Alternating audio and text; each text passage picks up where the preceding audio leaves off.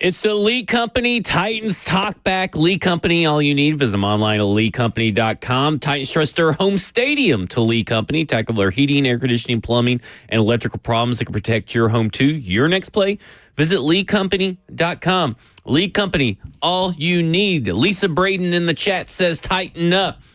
Tighten up, says Browning Casey. Victory beer incoming. Happy we finally got a W at home, says Lisa. I'm joined by the Dr. Kevin Dyson, the scholar Stoney Keeling. I'm the professor, Zach Lyons. It's been 414 days between wins at home for the Tennessee Titans as they played probably as a team, as a whole, the best game they played all season. Yeah. Kevin Dyson, take it away. Man, was that almost 2 full seasons? I feel like it's been since we won at home. That was the Patriots game last year, November 3rd, 2024. So wow. 1 full season almost, completely. Well, man, we talked about this last week, maybe week before. If this was the trajectory of the team throughout the season, a consistent ball of play, whether you win or lost, I think fans would be less cynical and more optimistic. Now I wonder what the energy is, because you can't help to have a little bit of optimism going into the latter part of the season and maybe into the offseason. Was it a dominating performance?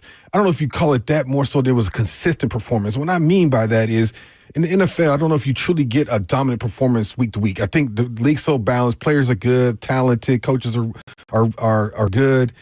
But the difference between good games, good teams, bad games is consistent play and overcoming adversity, making fewer mistakes than your opponent and overcoming your mistakes and take advantage of theirs. And I thought today was evident of that. Even when they made mistakes, they didn't hurt them, kill them to the point of where we seen early in the season. They were able to capitalize on the Chiefs' mistakes. And they played more of a consistent flow of a game. We've seen them have pockets of good brand of football, and then they'll fall asleep for 2.5 quarters and then pick it up in the fourth. Or they start slow, then all of a sudden the fourth quarter they pick it up, or in the third quarter. Joe, this was one of those games where, again, I don't want to say it was a dominant game. It was just such a well-played, consistent brand of football throughout the entirety of the game that you were just like, man, we just saw this all year long. The optimism going forward would be so high. And I'm proud of them for this moment, because the cynic is going to call in and say, well, they didn't have Mahomes, and then backup went out. That's what the cynic is going to say. But the optimist or the realist is going to look at that and see the growth in this team from September to now, but really Thanksgiving. Yeah. It has been a big, big jump in play calling, execution, overcoming penalties, and we'll get into all the stats, I'm sure, later. Third down, Cam's performance, running the football has really picked up in the last month. It just was a very clean played football game from their standpoint, and it's just we got to enjoy this one. Yep. Yeah, really, the word you used, consistence. But seeing that consistency, not just today. I feel like it's important to take a step back and say this win, as enjoyable as it is not just about today. Yeah. Because we sat in this studio after they lost to the Seattle Seahawks and said, hey, it kind of feels like something's starting to click with this team. Did. And if they keep growing at this rate, progressing at this rate, eventually the next step is for it to turn into wins. And I know it's probably irresponsible of us as analysts to just completely discredit what we saw at the beginning of this season and not look at it big picture as a whole. But if you shrink it down to the consistency with which they've played the last 6 weeks or so, and now in their last 3, they are 2-1. They are a winning football team in their last 3 games. To your point, I hope people are still watching. I hope people didn't give up when I probably told them to give up back in September, because this is the best football that we've seen the Titans play in quite some time, averaging 27 points per game in the last 3 as well. If that mark was consistent throughout the entire season, if that 27 points per game was from starting week 1, it would be 8th in the NFL right now in terms of points per game.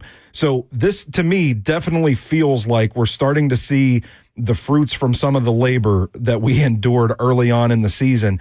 And like there's a foundation here with some of these young players that are that are getting reps late in the season when things could have been shut down. Yeah. You're talking about a 2-win football team that's still out there playing pretty hard, and now they're starting to put good tape out there, and they're starting to actually win games a little bit. It's a very encouraging thing, and I would also just like to add, before I send it back to you, Zach, I'd like to hear more about this victory beer we're talking about in the chat today. Let's do a victory beer. Let's pause 10 seconds for station identification.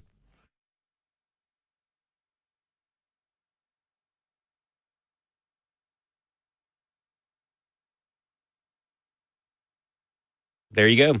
Just in case you forgot.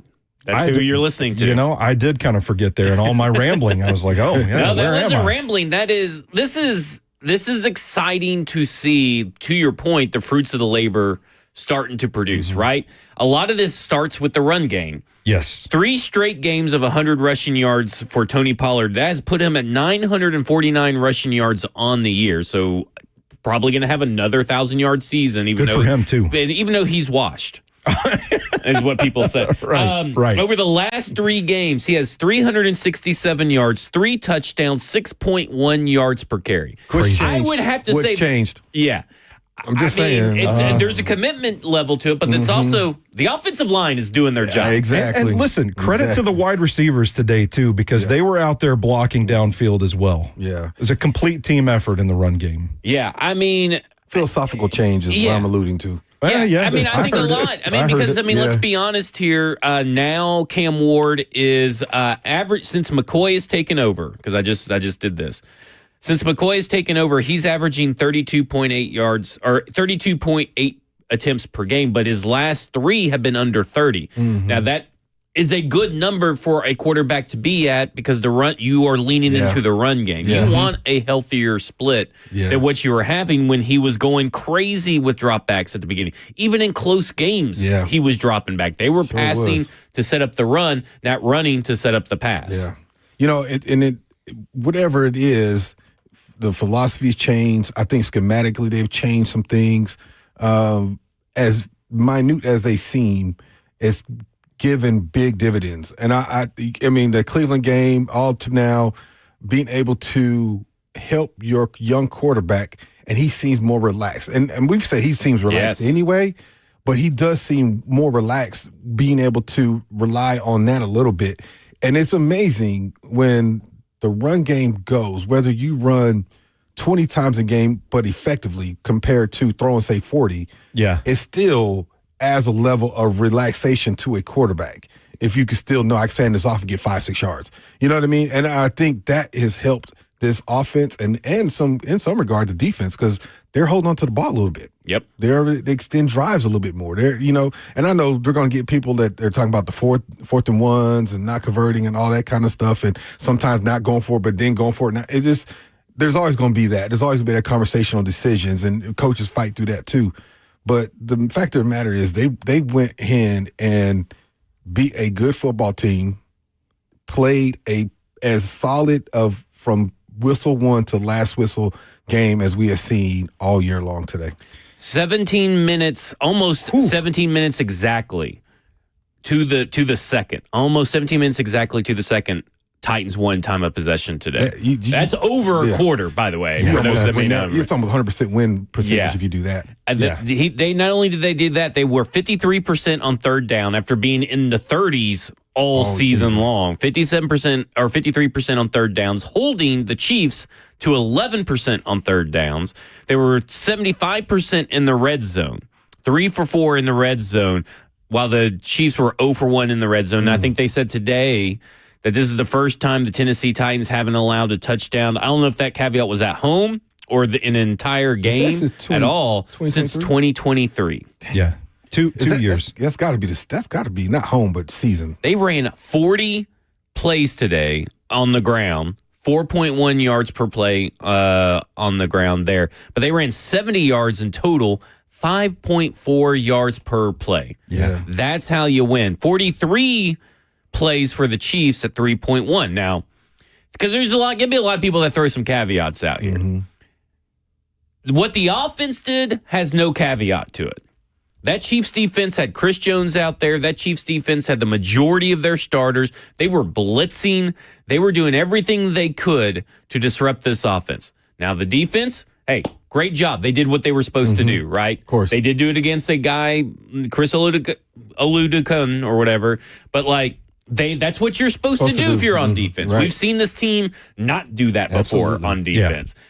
But this offense, that's a legit performance by the offense. Don't try to call in and say, well, yeah, sure, they scored 24 points on offense, but they were going up against a third-string quarterback. Well, that has nothing to do with what they're doing on offense. Same with the Browns. It had nothing to do with Myles Garrett on the other side. And they put it to him. 10 explosive plays, by the way, by this team today. 10. Yeah.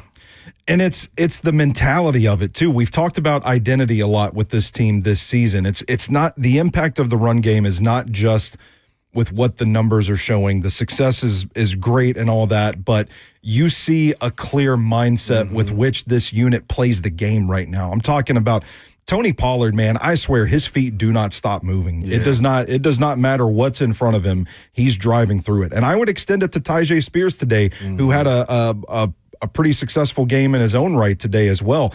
These guys are decisive, hard runners, and you've got an offensive line right now that's starting to dictate. When you're seeing these guys get in there, push piles, that's not just success on the ground, but that's a mindset for what this team is doing right now, just bullying through and chewing up yards.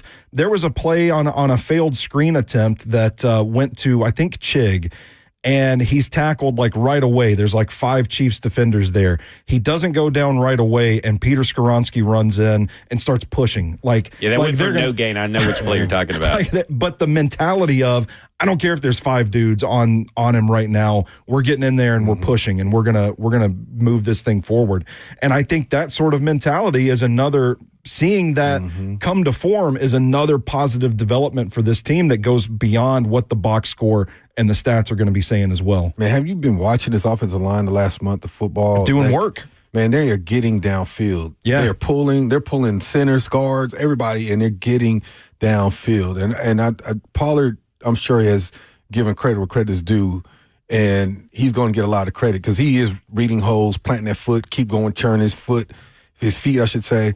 But I'm watching these offensive line, and they're playing fast and upfield. And you got to give them credit because they took a lot of verbal abuse from fans, from us, probably from coaches. You got to give credit where credit is due. And they have transformed or come together, and they found whatever combination that is. It's like that Rubik's Cube. They've been trying to solve that Rubik's Cube. But this last month of football, I think they found a brand of football that this offensive line gravitates towards and in run game. And they've even been better in pass protection. Yes. And so it just has translated. It's the same guys that we were just bashing. We give Skoronski his credit, but everybody's like, what they needed this, and but for whatever reason, this last month they have seemed to kind of band together. Communication's better, man. You just hats off to the offensive line. That's where football starts anyway, and it definitely showing in this last month. An offensive line that was going up again, I will say, against a pretty good Chiefs defensive line, specifically Chris Jones. He was out there. Yeah. I mean, they had to send 7 people to get pressure or sacks. Yeah. I don't think that they got a sack off a 4-man rush today. Not that I noticed. And I don't even think they got a sack off a 5-man rush. I think it was a 6 or 7-man rush on both those things. And that's important because, again, this offense was not going up against the Chiefs offense. Right. It wasn't like Trey Smith and Essa Pole and all those guys were lined up on defense. It was Chris Jones. It was Nick Bolton. It was the guys that have made plays in Super Bowls. Yeah. Like George Karlaftis, right? I mean, Trent McDuffie's not out there, but Noel Williams and Jalen Watson are no slouches. That's what I'm saying. People were acting like they were fielding an arena team out there or something. Like because Mahomes was out. The Chiefs' defense is still pretty good. And man, I don't know. Talking about like the mentality and the run game and all that, these guys are working in space too. You mentioned how they're getting upfield, like. This play where they're pulling the center and the guard, they're getting Cushenberry and Skoronski out in space. One guy's kicking out the end, one guy's sealing the lane. It's like the C's part. And then you open up Tony Pollard to get him like one-on-one at the second level. He's either going to make a guy miss or run through him. I mean, we've seen them have success with that play a couple of different times in the past few weeks as well. It's like something has just clicked where these guys are moving well and they're generating drive in the run game as well. So it's good for the identity of this team. Yep. Let me ask you a question, Dr. Dyson. We had someone that kind of talked about it up here. Mayor Ron in the F&M Bank chat, Twitter, YouTube, Facebook Live, says, hats off to this coaching staff for noticing that Pollard was only a few yards away to get over 100. Respect. How far does that go with the players when they realize that, okay, we could have kneeled it, but we wanted to get Tony Pollard over 100 yards? That's just building a culture. And I think Mike kind of said that in his presser. He gave respects to stuff like that in Cam's performance, what the defense has done, his coaches have done, and he's trying to establish that winning culture, right? Winning is hard in the National Football League, right? It's a possession-type league, and some teams seem to, and we've seen it, I'll use the Chiefs as an example, win those closer games more often than they lose, and that's why they were successful. It's not like they were just blowing people out. We just assumed because they were so good that they're beating everybody 35-15 or 35-20 or whatever. But really, if you look at last year specifically, they won a record number of one-possession games and overtime games, right? And so I think what Mike is trying to say is, I'm trying to show I'm here for the players. We want to have some success. I want to do things right by you. I'm trying to build this winning culture, if you will. And that right there is going to go a long way, man. Just give the man his yards. It's a season, quote unquote, lost. We're not going to the playoffs. We're not going to be fighting for, now we're not fighting for the number one pick anymore, it sounds like. But you got to have some wins in your season somewhere. And giving a guy an opportunity to get his third straight 100-yard game, the first time he's ever done that, man, you got to do it. Chiefs defense, just real quick, 4th in points allowed and 7th in yards allowed. Yeah, top-tier defense. The Tennessee Titans' offense just went all over them. They dictated, imposed their will. So, because I got someone up here who says the Chiefs are awful, period. And I'm like, well, no, the Chiefs' defense is not awful, because that's what we're talking about. We're talking about the Titans' offense versus the Chiefs' defense. Yeah. Like, you guys got to listen to the conversation if you want to participate. And the Chiefs' defense is not an awful defense no matter how you spin it. Yeah, I know. Like, give credit to this offense for doing something that they've shown they've been able to do the last few weeks, and they're doing it against one of the best defenses in the NFL, as I just said. It's the Mahomes effect. Yeah. I think let me be devil's advocate to that response. It's easier when the other team's offense is not doing well for you to have some success because their defense is on the field a lot longer. The league is built for offenses to have success from the rules. You can't put your hands on guys, can't hit them, all the different things, right? And so if the offense on the other side is struggling, then the ripple effect is we can take advantage of their defense. They're tired. They can't be as aggressive because they're not really doing anything on the other side. So there is a ripple effect. So that's the devil advocate side of it.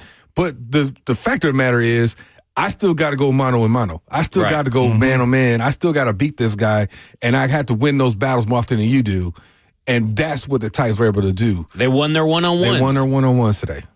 I'm curious, Zach, because you're the contracts guy here. I wonder if there's some sort of incentive in Tony Pollard's contract, because that could be another little nugget here. If he gets 1,000 yards? Yeah, based on the number of yards, which, to Dr. Dyson's point, you want to talk about building a culture. Like, you're trying to win guys money or earn guys money. Like, that's a big thing. But at the very least, you took the words right out of my mouth, talking about doing right by Tony Pollard. And how many times have we sat here in this studio this season and just said, man, they're losing, man, this team stinks, but Tony Pollard's still out there playing hard. He's running his tail off, man. It's not for lack of trying. So doing right by that guy to reward him with the numbers, even if there is no incentive from a contract standpoint, but just to get him those marks with his stats, I think you're doing right by a guy that has put in a lot of work, not just this year, but last year as well, on some bad football teams or some unsuccessful football teams. Didn't win a lot of games,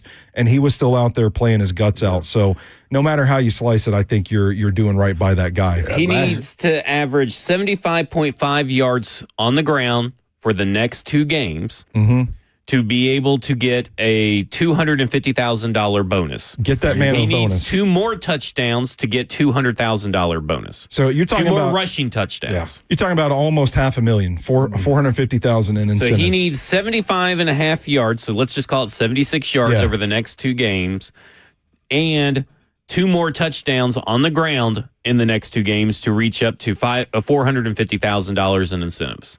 So there you go. Get There that you man go. his There you money. go. There you go.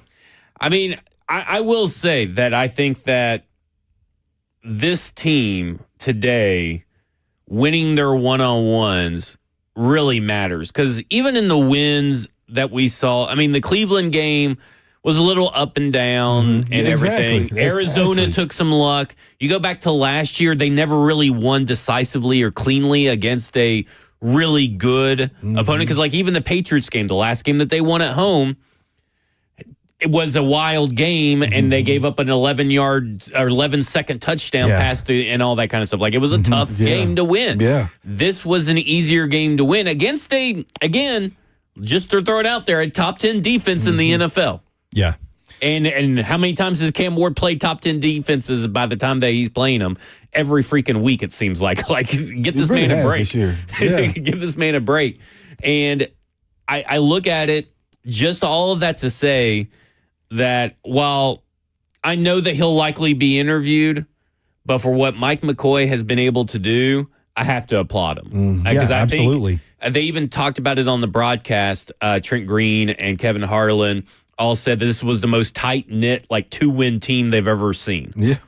And I think you have to give credit to the coaches on the entire staff, from Mike McCoy on down, that, hey, you came into a tough situation, and yeah, you had your pretty bad moments at the beginning, but the ship kept on sailing forward. It stayed afloat. And right now, you're seeing a team play for each other, is how I would put it. Yeah. And I think when they're playing for each other like they have been in these big moments, being able to move the ball, mow people down, be able to get sacks, even like they've not been able to do that against third string quarterbacks before. Yeah. You know, like they've not been able to do that against really good defenses. The fact that they're doing it now, I think, speaks volumes to where this team is headed in the right direction for the next guy. All right. Yeah. We'll continue that conversation, but we'll also go to the phones. We got like a ton of callers that want to call in. Call in. 615-737-1045. This is the Lee Company Titans Talkback right here on 1045 The Zone.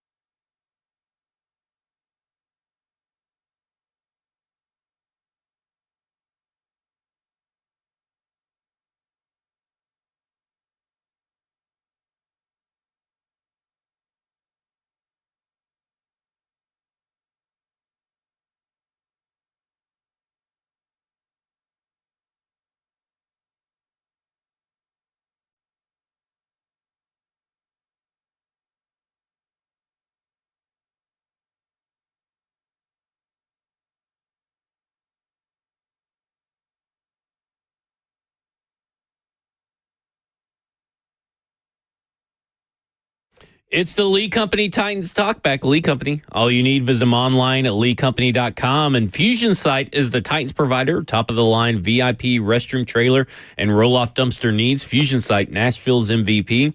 Visit fusionsite.com to learn more. That's right. Lee Company Titans Talkback right here on 104.5 The Zone. The official motto of tonight's show: screw them draft picks. Yeah. Screw the draft order. Guys, you can still get trade back whether you're in the first overall pick or the 22nd overall pick. It doesn't matter. Screw the picks. Screw the draft picks. And I still say that this is not the best draft to have like a top 5 pick in anyway. Yeah. So Well, the like Tennessee Titans are in the top 5 still. still in the top 5, yeah, which I mean, they're still in range for David Bailey there, and I'd be happy with that. We just need to get down closer to like 7. That way we could draft Jeremiah Love. The plan. Now I like that. I like Somebody's that. going to move together. ahead of and try to get him.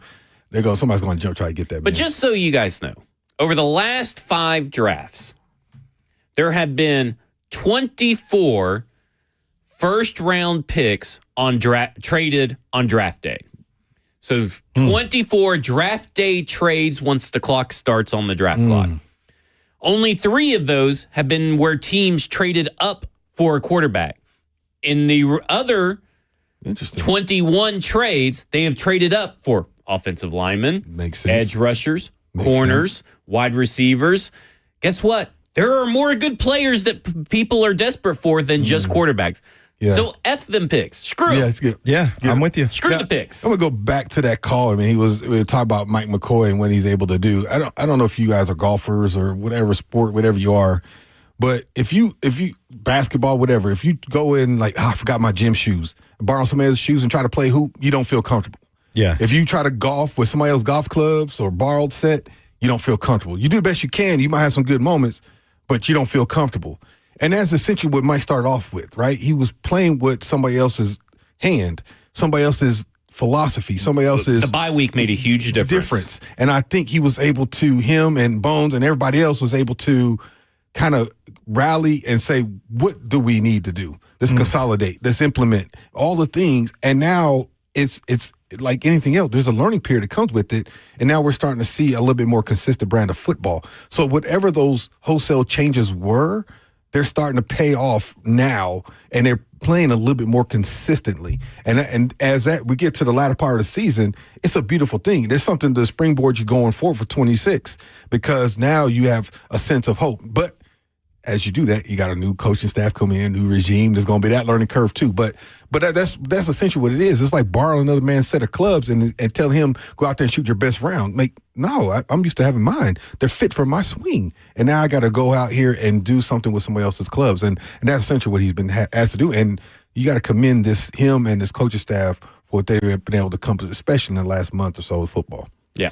Yeah, I haven't swung a golf club since 2005. I hit the side of somebody's house, and I said, you know what? I'm not good at this, and there's no point in doing things you're not good at. Borrow So somebody's I just club. put them down. But point taken. I see what you're getting at there. And to that point, I feel like coaching criticism has cooled off quite a bit in the last few games. And really, man, I can't think off the top of my head too many gripes from a coaching standpoint that I would have over the course of these last 3 games. And it really feels like it's an accomplishment in its own right just to have guys still fighting and still playing as hard as they are.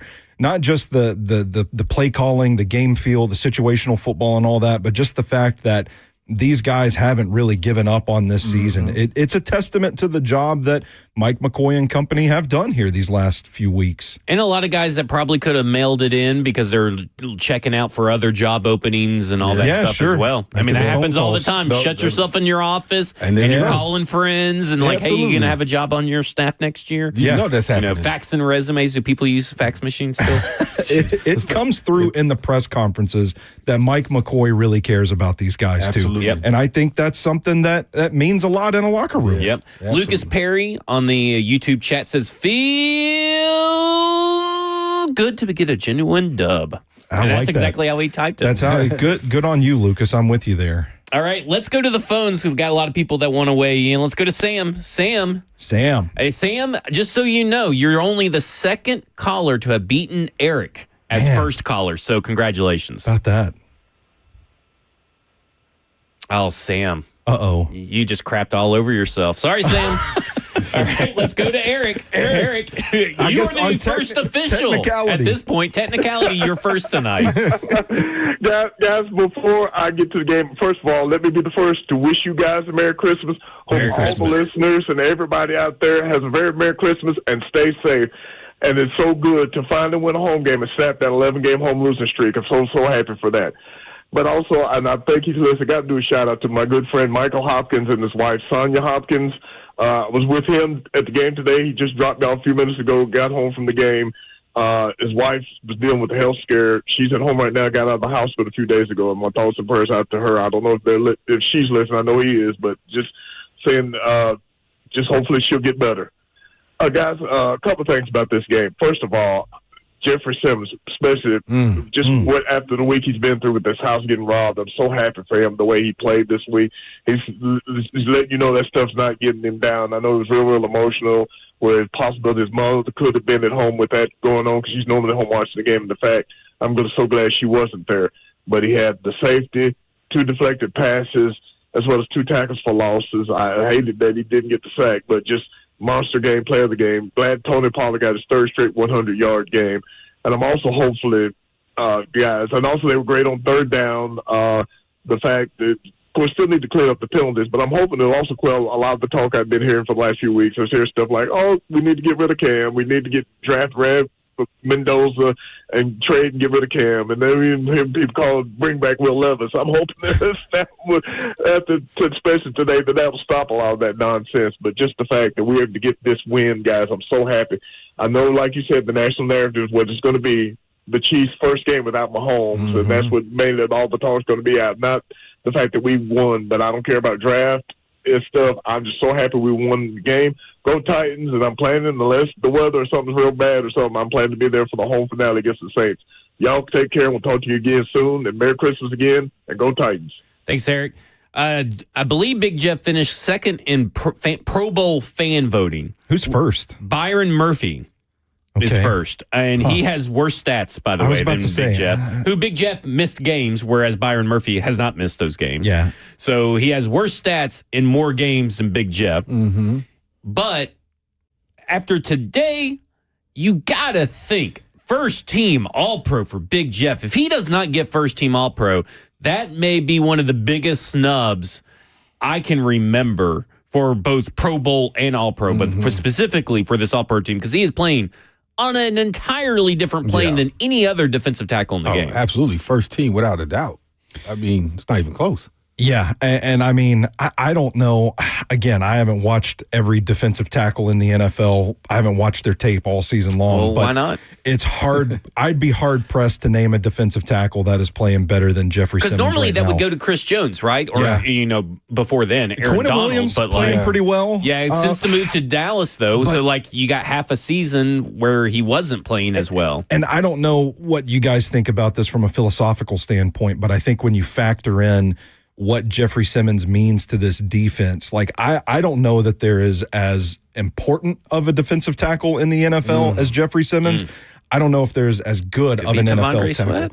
Maybe. I mean, hey, it helps, man. I called that safety right before it happened, too. The words were coming up out of my mouth.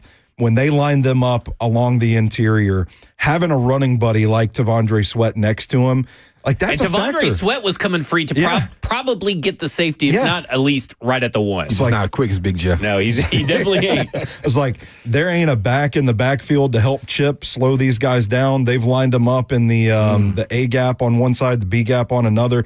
They're about to blow up the interior on this, and then Jeff gets the safety. You see the exponential impact of having a guy next to him, but the grand scheme of the NFL, you're talking All-Pro. I can't think of anybody more deserving of Jeffrey Simmons right now. That's for sure. Let's go to Sam, who wants Sam's a redo back. to talk about Big Jeff. The Sam, second caller. You're on with Blaine and Zach. Number 2. Blaine and Zach. And Titans Talkback. Hey, we're too happy. Too happy.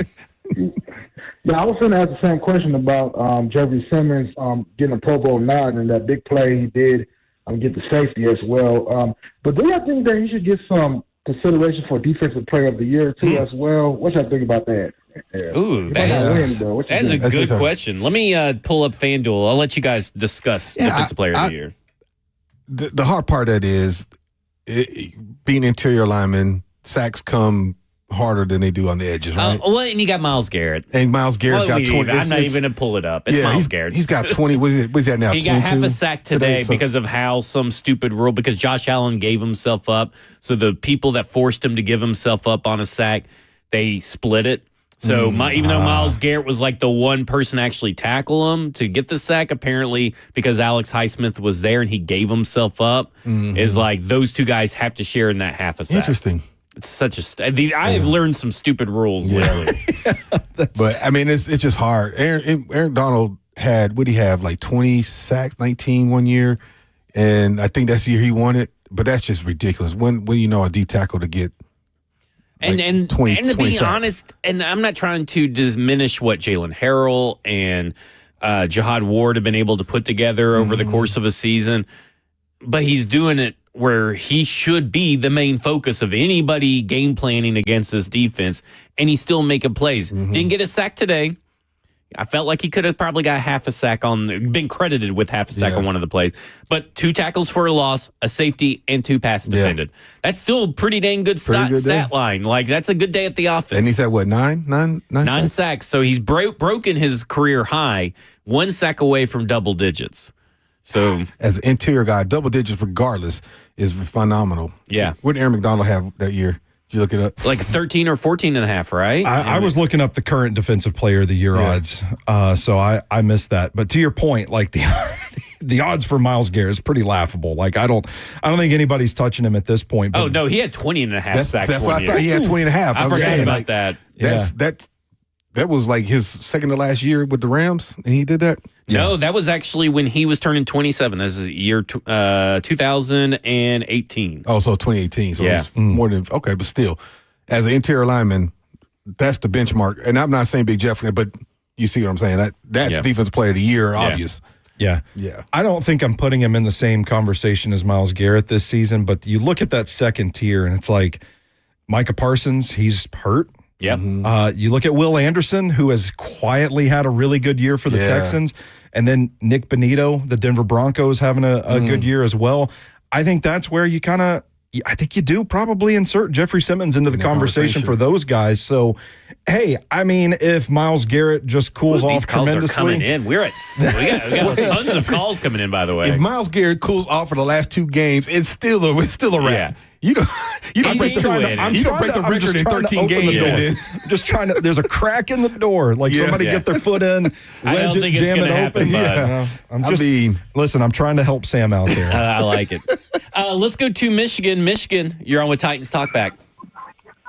Good afternoon, guys. Good afternoon. I'm still the only person to ever beat Eric, and I know Tony loves me mostly for my pro wrestling references. But I'm going to throw an 80s and 90s pop culture one at you. Love it. There can be only one. I'm the only one to ever do it. I'm the only one who's ever going to do it. Nobody else can beat Eric in but me. Wanted to say how much I enjoyed this. The taste of the Jacksonville game has been washed out of my mouth, and it wasn't done with Tennessee corn water, thank God. This was a wonderful win. The question I want to ask you guys is, are there players off this team that ostensibly we think won't be back next year?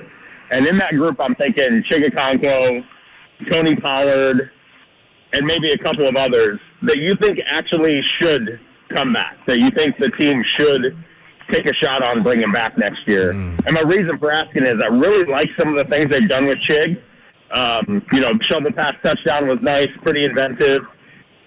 But I think the reason he wasn't traded was A, value wasn't great, and B, I think they really like him as a blocker. I don't know that Gunner's ready to be that kind of a blocker yet.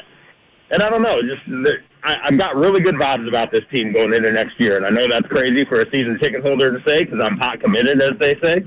But I really like what I've seen out of this team the last couple of weeks, and I'm excited to go to the home finale next week, which isn't something I said a whole lot this year.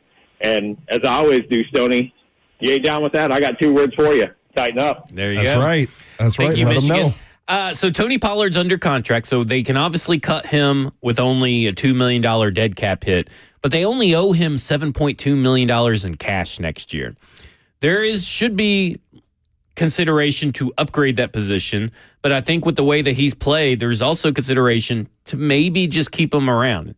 You got the cap space already. The cap space that's being announced, the 120 mil or whatever, is already factoring his cap hit into that. So it's house money. Chig, I definitely agree, should likely go ahead and get an extension. We know Peter Skoronski's still under contract, but he's likely due for an extension, so is Big Jeff. So there's money allocated this coming up year for that. But Jihad Ward, I think is a guy that you should be factoring in to bring back. I would still bring back Van Jefferson. Again, that's not to be wide receiver 1 or wide receiver 2, but if your wide receiver 1 or wide receiver 2 goes down, you could do a lot worse than Van Jefferson, who has proven to have a little bit of chemistry with Cam Ward. Now you add another year to that, and that's a veteran presence in the room as well. You can always do better than Van, but I wouldn't be spending a ton of money to do better than Van. So those are the guys off the top of my head. I feel like we talked about, Sebastian Joseph Day, who only signed a one-year contract. That's a guy that I want back as well. I would also entertain the idea. I don't know what Darrell Baker Jr.'s contract's looking like, but I know he's taken some heat from Titans fans this season, but I feel like in the right role as like more of a reserve, you're not leaning on this guy to be your every week starter at cornerback. I feel like as your like 4th or 5th guy, he's pretty good. I would entertain the idea of bringing him back as well. Aside from that, I mean, you guys probably named some of the same people I would name. Just looking at it, I'm thinking draft now, and maybe some free agents in some positions. I don't know what Cam Ridley's going to look like and do in his contract. Yeah, I would assume him and L'Jarius Sneed are both cut, and that's a big hit. And you already need depth, and you probably need a person in each of those positions anyway. That's kind of the guy of the future. Yeah, right. Not that these young receivers haven't shown they're pretty viable.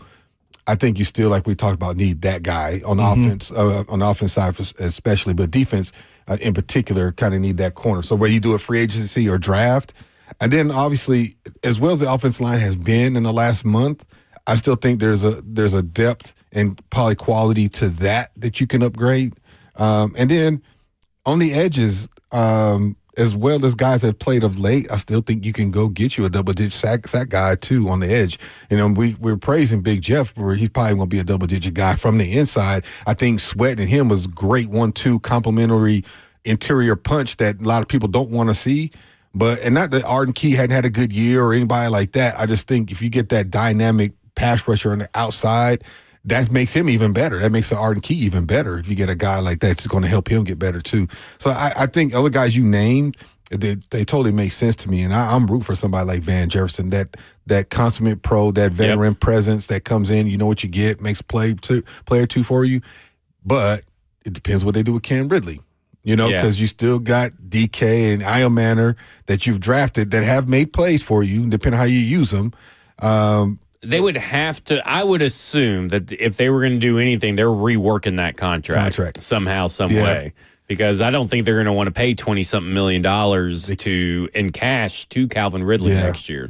Do you want to take a moment, I see the gears turning, and just visualize a backfield that has both Tony Pollard and Jeremiah Love in it? And Tyjae Spears is a change. Spears? You could do 3 running backs. How about that? Sets. Some 31 personnel? Some 31 personnel. Yeah. I think they did a 31 personnel today, right? I don't know if it was today, but I know they've at least had one before. Yeah.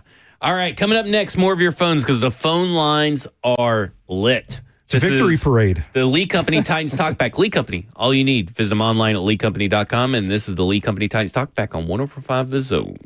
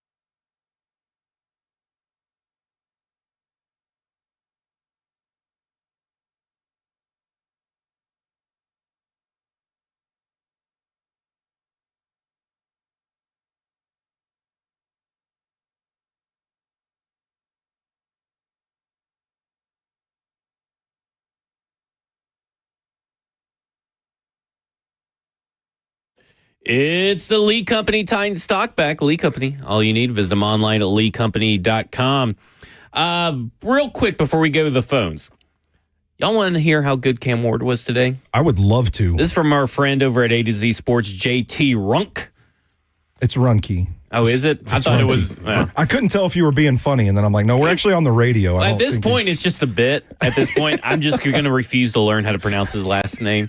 JT Runke, allegedly. There we go. We'll do Runke in quotes. Cam Ward averaged his quickest time to throw of the season today. Wow. 2.42 seconds in a Week 16 win over the Chiefs.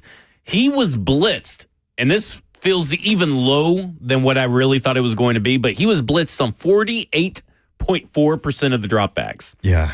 His second highest rate of the season, and completed 9 of 13 passes for 117 yards and a touchdown when he was blitzed. It's pretty crazy. It felt like, and it's another testament to the coaching staff, like having the guys ready for that aggressive style of defense, kind of allowing the blitz to get upfield and then dumping the ball off behind it. Like that was a pretty good game plan from the coaching staff there, being ready for that.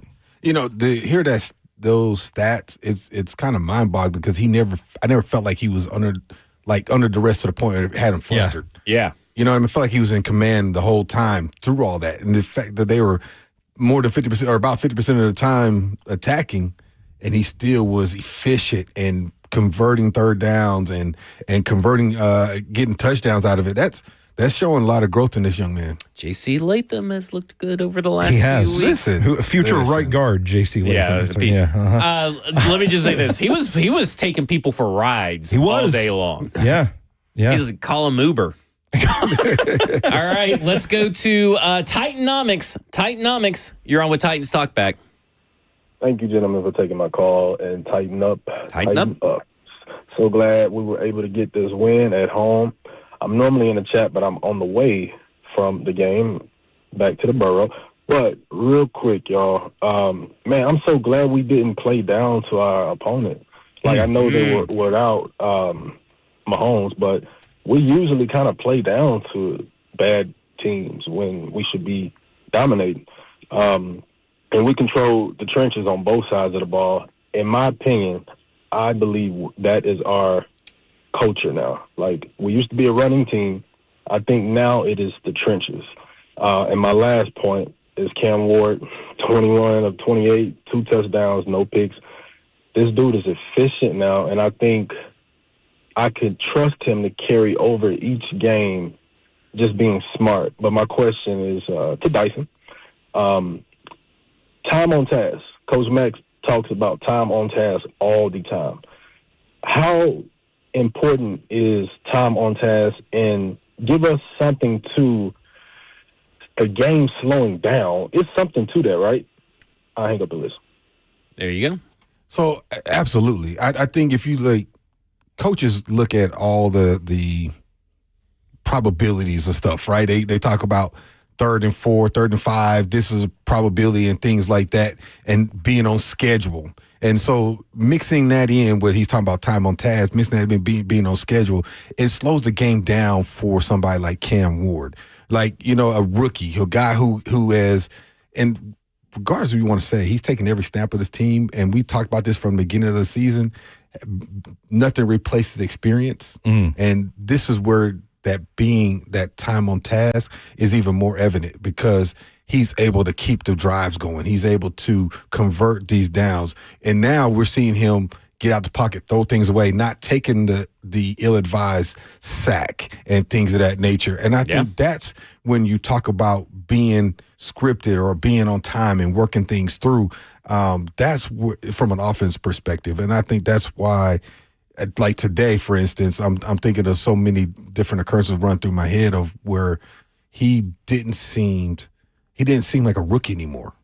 And he just seemed like a veteran quarterback back there just doing his thing. That was the most veteran performance I think I've seen of him. I mean, he just looked comfortable the whole time. 21 of 28, 228 yards. That's 75% completion percentage, 2 touchdowns, no interceptions. And I believe he had 4 explosive plays at minimum through the air. And More a couple plays of those at 20 he made them with his legs first. Right. Yeah. And that doesn't include the 11-yard run that he also adds on. So he was part of 5 explosive plays. Yeah, and to me, this is where I think the performance is even more impressive. We dig into the numbers, that's all well and good, but it's the operational aspects of the game. It's the situational awareness, knowing when to throw the ball away, when to live to fight another down, and talking about evading pressure, like having the sense for when it's coming, where to move in the pocket to avoid it, to keep your eyes downfield and make a play. Like those are the things that I think add up, and you can confidently say after today, and I was going to ask you about it anyway, it's like, does it feel like the game has slowed down, that he's hit a bit of a turning point in his development where he's just going out there and it's almost like the offense is just flowing through him. He's an extension of the offense itself, and it's not, we got to get to this point where we learn this, we feel that, we understand this.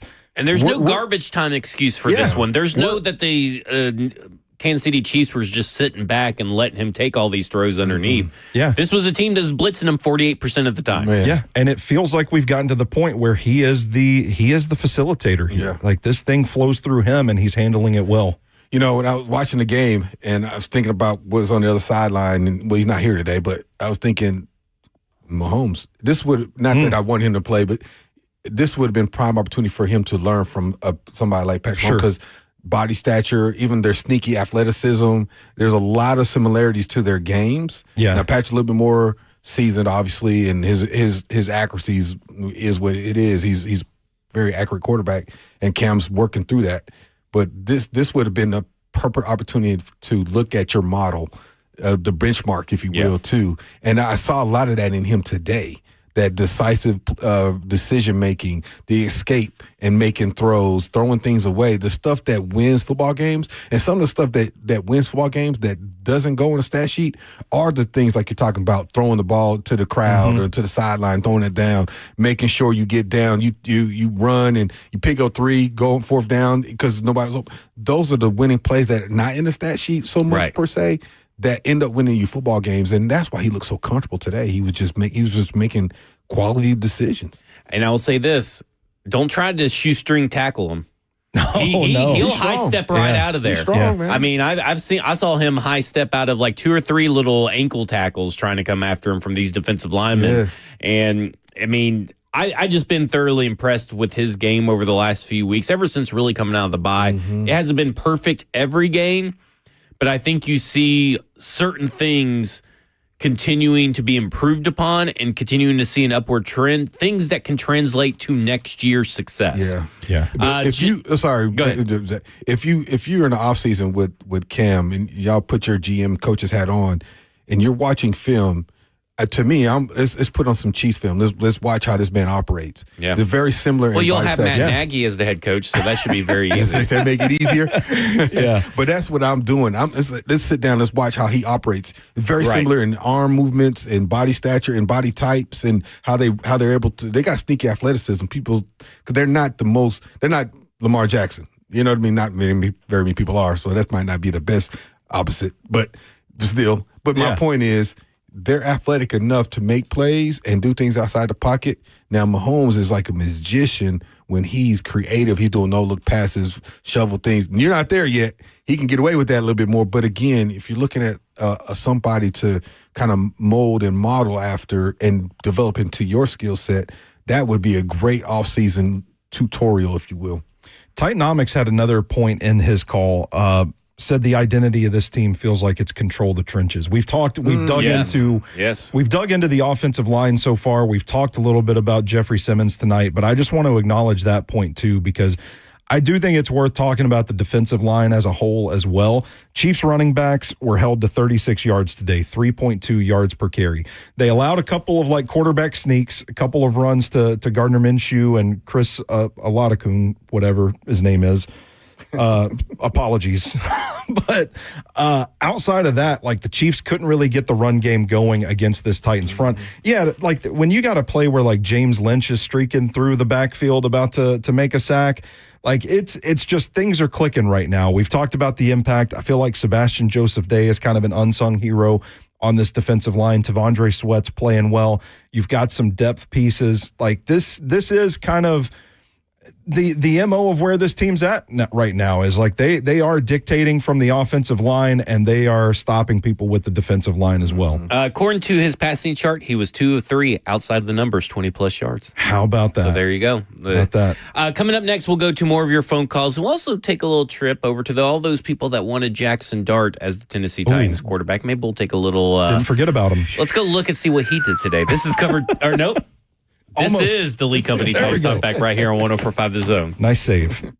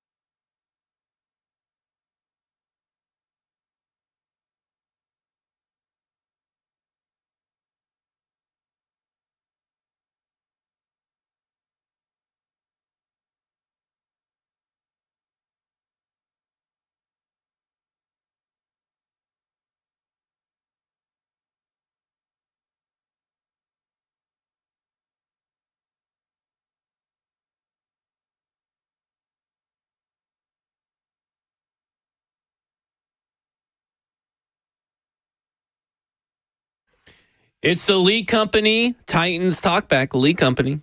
All you need, visit them online at leecompany.com. They're available 24/7. Put Lee Company on your team. Tackle your home's heating, air conditioning, plumbing, electrical problems. Schedule online at leecompany.com. Lee Company, all you need.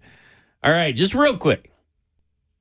Jackson Dart threw for 33 yards in a game where he played a full game.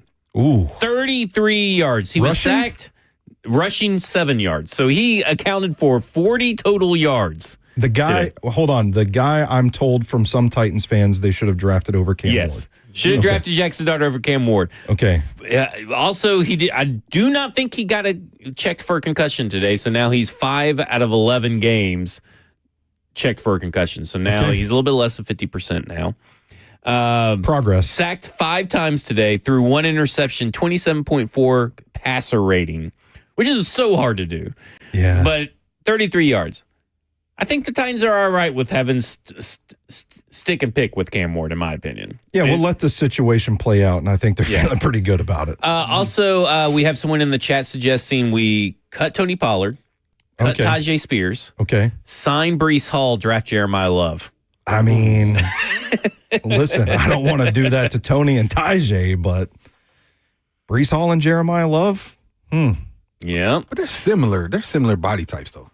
Yeah. That's true. Styles of run. Yeah. I mean, need a little variance in there. Yeah. You know, and I think that's the same thing they got now with Tajay and Pollard now. It's very similar backs. They're both good. They're just similar. All right. Y'all ready for some phone calls? We got a lot of phones. Yeah, we got to let these people in. All right. Let's go to Ron. Ron, you're on with Titans Talkback. Hey, good afternoon, gentlemen. I'll set this up by saying this is my very first ever call. All right. Into any of the stations and any of the any of it. So and the second part I'll set up is by saying I have been a season ticket holder. I have 6 tickets and I'm signed up for the new stadium. And we've been there since day one. So I set all that up to say this. I have been watching a little bit of this progress over the last few weeks, and I've listened Monday nights to Coach McCoy, and this will probably get a lot of feedback, so I'll love listening to what people have to say. But we talked a lot about continuity at the first of the year, and I am an advocate right now, and I know it probably won't happen, of keeping this coaching staff with Coach McCoy leading that going into next year. What would it hurt?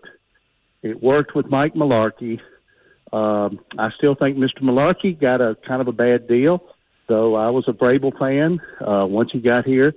But I don't know. I just want to hear what you guys thought about it. But I'm an advocate for some consistency and some continuity, and maybe that means just staying pat.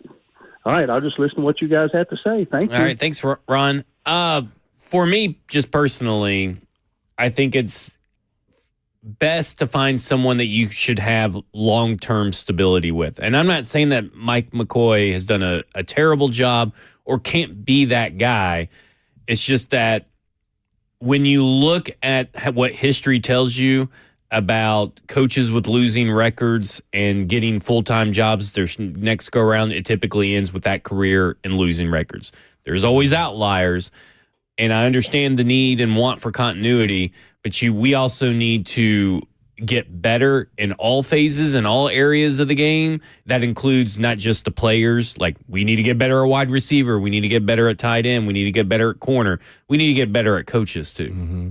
And I think continuity goes beyond just the coaches and players, too. I think there needs to be a consistency of decision-making and things like that. I think we've had 3 different decision-makers in the last 4 years, 5 years maybe? Right. Something like that. And might be more than that in the past 8, 9 years. It might have been more.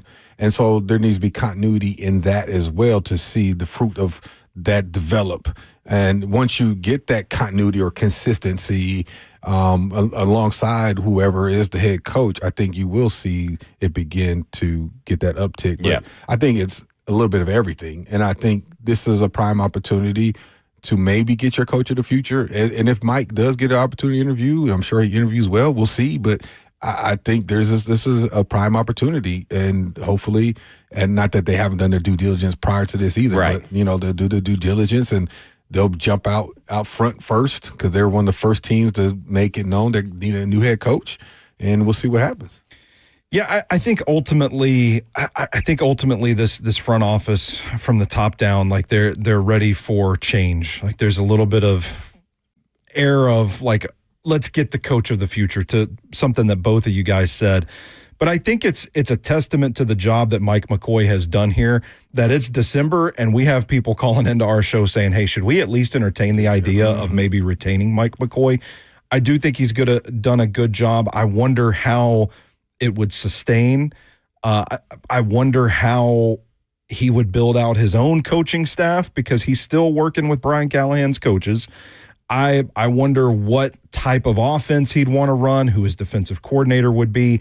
It's a very nuanced, multifaceted question that I think to Dr. Dyson's point, I think he's probably earned the opportunity to at least sit down with ownership or leadership and say, yeah, let's have an interview. Let's talk about what you would do in this role. I'm all for casting a wide net, but I feel like this is a moment in time for the franchise where I don't know that retaining him would go over very well with the fan base. Yeah. And you're at a point where you've got the young rock star quarterback. Go find the guy that you're going to pair with him for the next 10 years. Yeah. And there's a little bit to these coaches that come in and being able to adapt on the fly. Like you see Matt LaFleur, when Jordan Love goes down, it's almost a totally different game plan when Malik Wilson's in a game and it's on the fly. And I have not seen that from Brian Callahan. Heck, I didn't even see that from Mike Vrabel. And I have not really seen that from Mike McCoy. What I have seen is like the start of the game has gotten better. Like he leans into the run more at the start of the game and he doesn't abandon it. He's adapted to some things, but we haven't seen, and maybe there really hasn't been opportunity, but that opportunity to be adaptable and flexible on the fly. Yeah. And that's kind of a hallmark of these younger, newer coaches, for the most part, to be able to do that. And that's where I think why you need to go in a different direction. Yeah, he just hadn't had that opportunity. I mean, Cam's taken every snap. Yeah. So he hadn't really had to adjust. I think that is true. I think the adjustments come is finding out Cam's strength as in relation to what the offensive line and the running game can do. I think that has been his biggest change for this offense, him and his offensive staff. That would be true. That would be the one thing that you could put at the top of the resume or the top of the pros list is run game exponentially better than when the best offensive line coach, quote unquote, best offensive line coach of all time was here. Yeah. And now you see it, and now they're playing a lot better. And Cam looks better. Yeah. I mean, and he's had his moments, but he looks, when I say better, maybe she say more consistent. Yeah. He's had his moments. He's looked good throughout the year at times, but he's been looking more consistent over the last month or so of football. Yeah, I think McCoy will at least get an interview. Yeah. Now, whether that's a real interview or just a thank you for your time kind of interview, he earned to get an interview. Absolutely. I just think that it's kind of like the Van Jefferson thing. I think they should bring – I think Van Jefferson's a worthy 4, but he's probably not a 1 or 2 long-term, and I think Mike McCoy is a worthy interim head coach, but long-term I don't think he's the head coach. Fair enough. Yep. All right, let's go to Mike in Old Hickory. Mike, you're on with Blaine and Zach. How you doing, guys? Dang it, I messed up. I'm off it tonight. It's Titans Talkback. You guys, hey, listen, it wasn't a great win today, just a super win. We beat the Kansas City Chiefs. Who are they? They came into town with, half the team sitting on the bench, both quarterbacks out, third quarterback flushing toilets. Up in Kansas City, they put a helmet on his head, brought him down. And we're thumping our chests by saying, oh, my God, it's tighten up, fans, tighten up. We're Super Bowl champs now. The most disgusting thing who about said that? Who said they were? Who called in and said they were Super Bowl champs? You're saying that they are Super Bowl champs? I'm saying that a lot of people that call up say, you know what, we're going to be Super Bowl champs. Oh, nobody's done that. And the thing is, we just lost the number 1 pick. Did you know that?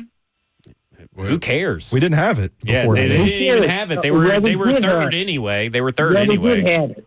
We did it. We had the first 2 weeks ago. Now we don't have it. We have the so 5th. What we actually did was hurt Cam Ward because we're going down the list. Both teams, Kansas City and Tennessee, Kansas City even figured it out before us. Sit Patrick Mahomes down because he's injured. And so glad, sit down everybody. We're giving up the season, and this is what we're going to do. We're going to rebuild. What Tennessee has done is, hey, we're going to keep Cam Ward in there and beat the Kansas City Chiefs and thump our chest. So let me get this straight, Mike. You think that that if Patrick Mahomes had still been in the playoffs, he would have played with a torn ACL and LCL? I said, well, nobody plays with that kind of imagery. Okay, so that's why he wasn't being set on the bench for anything other than he had an ACL tear and an LCL tear. What are you talking about? What I'm saying is that people are out there saying, we beat the Kansas City Chiefs, Patrick Mahomes. Doesn't matter if he's sitting on the bench. They sent out their second stringer, and he then got, injured, taken out? Then who's the third stringer? Okay, who did the offense go up against? They went up against the defense. Did the offense look good against the first-string defense? The Tennessee Titans are sitting there going, we're thumping we beat the Kansas City Chiefs, and let me just tell you something. The whole thing here is we lost the number one pick. We had it 2 weeks ago. We had the number one pick that could have helped Cam Ward in the draft. Why can't the top 5 pick do that? Why can't the top 5 pick help him? We're not. If we had the number one. Now we're not going to give even the top 5 Who's the number one pick? Who's the number one pick that's going to turn everything around? I don't know anymore. Because you know what? This team and this management doesn't know how to tactically manage anything. The Houston Oilers never won a Super Bowl. The Tennessee Titans never won the AFC Championship or a Super Bowl. How long does that go? 40 years? Whoa. The Titans were in the Super Bowl. How do you think they got there? Argue with you. I was on that team that won the AFC Championship game. Yeah, he was there. Mike's from I'm going to have to hang up the phone right here, but I think Mike's from an alternate timeline is what I'm going to assume. I actually did play in the Super Bowl. Yeah. It was Super Bowl 34, if you want to look it up. I didn't know. I maybe like a lightning storm has passed over, and just at the right time, old Mike from Earth 3 has called into this show. I hadn't been here long enough to know what I can and can't get away with saying to callers, but Mike, my man, we can enjoy a win here. Like and my point being, I've said this over and over. There's not a difference maker in this draft. There's not a guy that you're going to take at number 1 overall that's just going to put the Titans over the top and get them to the Super Bowl. Mm-hmm. And that's only one of the problematic things about Mike's call. Well, but let me be devil's advocate. Let me try to consolidate what he was trying to say. I think what he's trying to say is, we beat a Mahomes-less Kansas City Chiefs team that's not in the playoffs, and we shouldn't get overly excited because it doesn't really mean anything in the grand scheme of things. I think that's what he's trying to illustrate. However, we've also been watching this team from week 1 to whatever week this is, and to see them play specifically on offense, a consistent brand of football, attacking, positive, converting third downs, controlling the time of possession, scoring in the red zone, all the things we had not seen consistently, let alone up until this point very often. That is what we're saying. We're not saying they are Super Bowl caliber. They're ready to go take on whoever number one team. And Broncos, I guess, be number one team in the AFC right now. Yeah, but nobody even called in and said that. I don't know where. I don't know.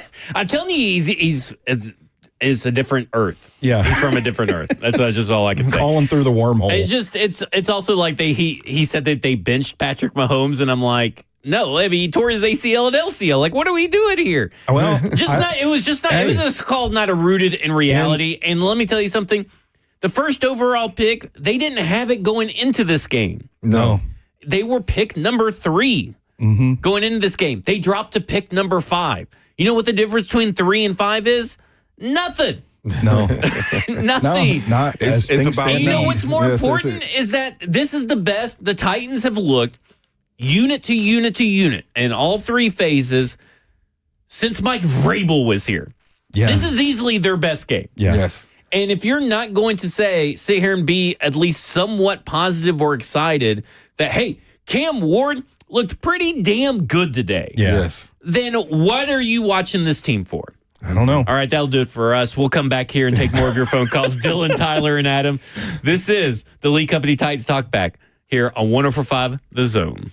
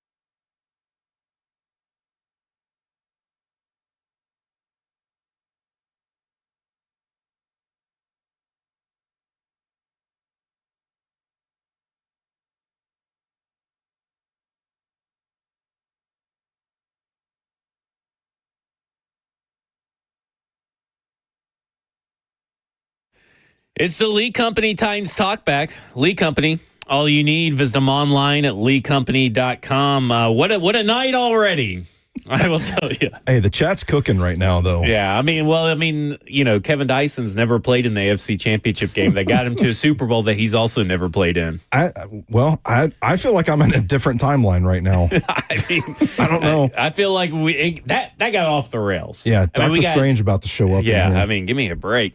Get one of those little rings on it there and open up a portal behind me. Let's go to Tyler. Tyler, you're on with Titans Talkback. Hey, how's it going, guys? Going good. How are you? I've been good.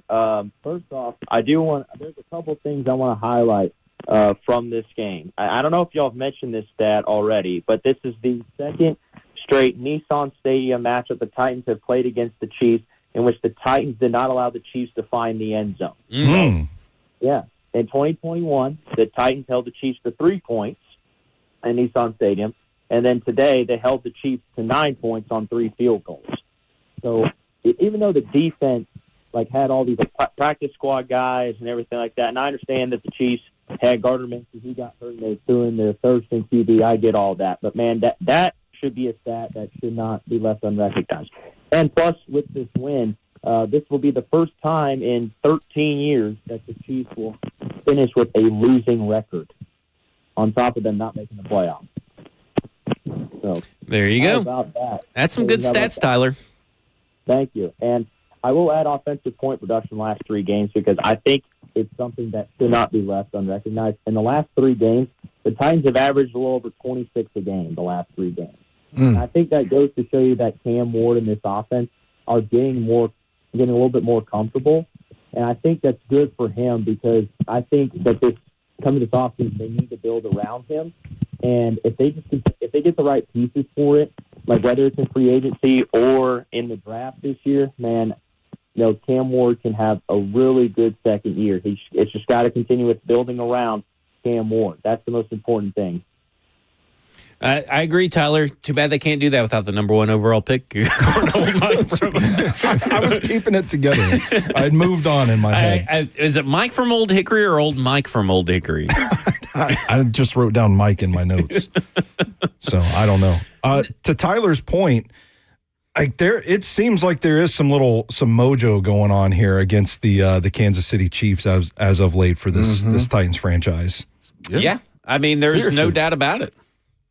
I have to say that was a pretty good stat by Tyler. The last 2 times the Chiefs have been here at home against the Titans in Nissan Stadium, not to score a touchdown. And one of those was a Patrick Mahomes team. Yep. Yeah. Pretty good. I still want to reiterate, and I feel like we're going to be fighting this battle all week. They were down Leo Chenal and Trent McDuffie.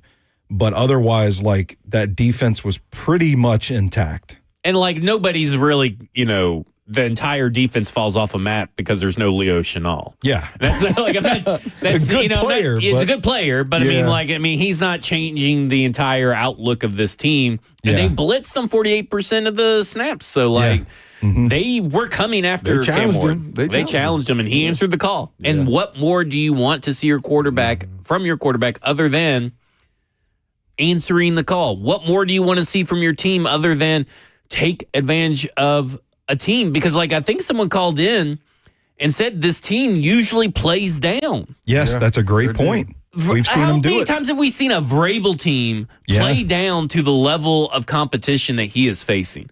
This team played above that competition. They were the better team on defense, the better team on offense, the better team on special teams. Yeah. No ifs, ands, or buts about it. It's a genuine, bona fide win. Bona fide win. Well said. Yeah, nothing. Somebody tell Mike that. Old Mike's got me fired up. Somebody tell Mike that.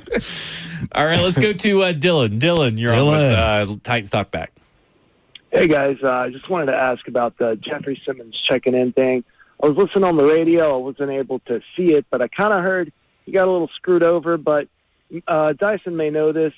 Is it different from crew to crew? Do you have to go up to the head ref and say, hey, I'm eligible? Can you throw up your arm?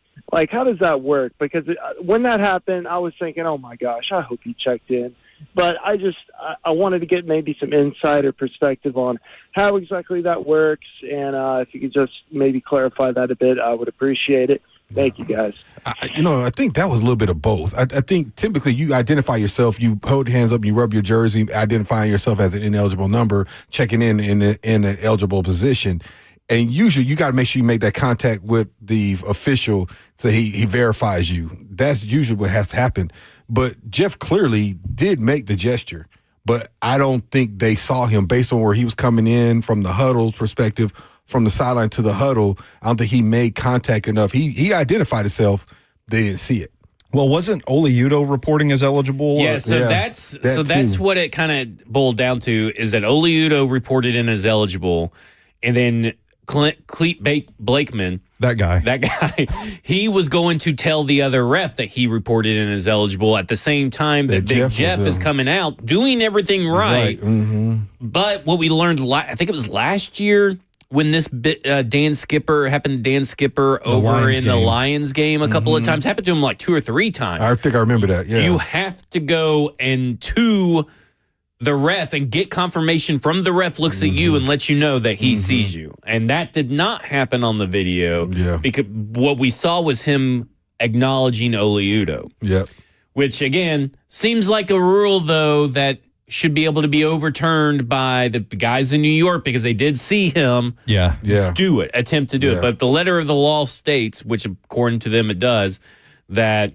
he has to go up to the ref. He did not technically do that. But this is what he's been doing all year long. Yeah. But again, that contact, eye contact, if you will, or something, that acknowledgement is usually made as you're running onto the field. And right. He just did something he's habitually been doing, and it just didn't work out. And I will say this as well. The other thing is that apparently Mike McCarthy was told he could not challenge the Gunnar Helm catch that was out of bounds because of it was replay assist, and he was told that by the ref. That's incorrect. Yeah, that ain't the rule. But I am glad it's incorrect, or that he told him that, and Mike McCarthy didn't know that was not the correct call, because Mike McCarthy likely would have challenged it and lost the challenge because foot was clearly out. I don't know what the obsession is with the media up in the press box about this one, other than maybe they're all upset that Cleet Blakeman told him that you couldn't do it. Yeah, maybe that's it. That should not have been challenged. Yeah. Let me just say that should not have been challenged. It was clear from the TV angle that foot was on the line. Yeah, I don't know if they got the TV copy up in the booth, and maybe it's just one of those cases where you see it on Twitter, you see people talking, arguing about it, whatever. But it was pretty clear upon replay that his toe was out of bounds. Yeah. And I mean, to be fair to Mike McCoy, he didn't say, yes, we wanted to challenge it. He gave a little smirk on the video. It was like, yeah, maybe we would have challenged it. I don't know. But I also think, I hope they wouldn't have challenged that because it was pretty clear that his toe was out of bounds. Yeah. I guess on the Jeffrey Simmons front, I guess from now on, you just got to walk up and grab the ref by the shirt collar or something. Just let him know, hey, I'm here. I'm eligible. Stand directly in his face. Wait. I mean, I guess so. I mean, I don't know how many times they've actually called in 2 people eligible at the same time either. Yeah, fair enough. I don't know either. Yeah. Okay, let's keep going to the phones. Let's go to Adam. Adam, you're on with Titans Talkback. Can you hear me, Zach, man? We can hear you. All right, buddy. Hey, yeah, so here's my thing. It's about a couple of your callers that I've been sitting here listening to. Number one, the dude who was fighting for Mike McCoy. Dude, come on. We got more people that can do this job than Mike McCoy. I appreciate, and I thought he was a cool caller because he's like, I've been a season ticket member forever. I've never called a show. You dropped a nuke, bro. Like, nobody wants that coach. I'm telling you, it's not. But I'll tell you this: the caller that followed him, absolutely crazy. Like, we don't need to just be losing every single freaking game. We haven't won a game in that stadium in 13 months. Right. And the game that we did win felt lucky. Like, you know what I'm saying? So that was the first win where I'm like, okay, they're piecing something together. You got to, and this is the whole reason I wanted to call in today is because I'm looking at our schedule, dude. What a brutal schedule for a young quarterback. Yeah. Like, there's a good chance that both Super Bowl participants beat Cam this year. Like, we had to go through a gauntlet, dude. And this is the first time where I looked up and was like, I think we'll probably beat the Chiefs.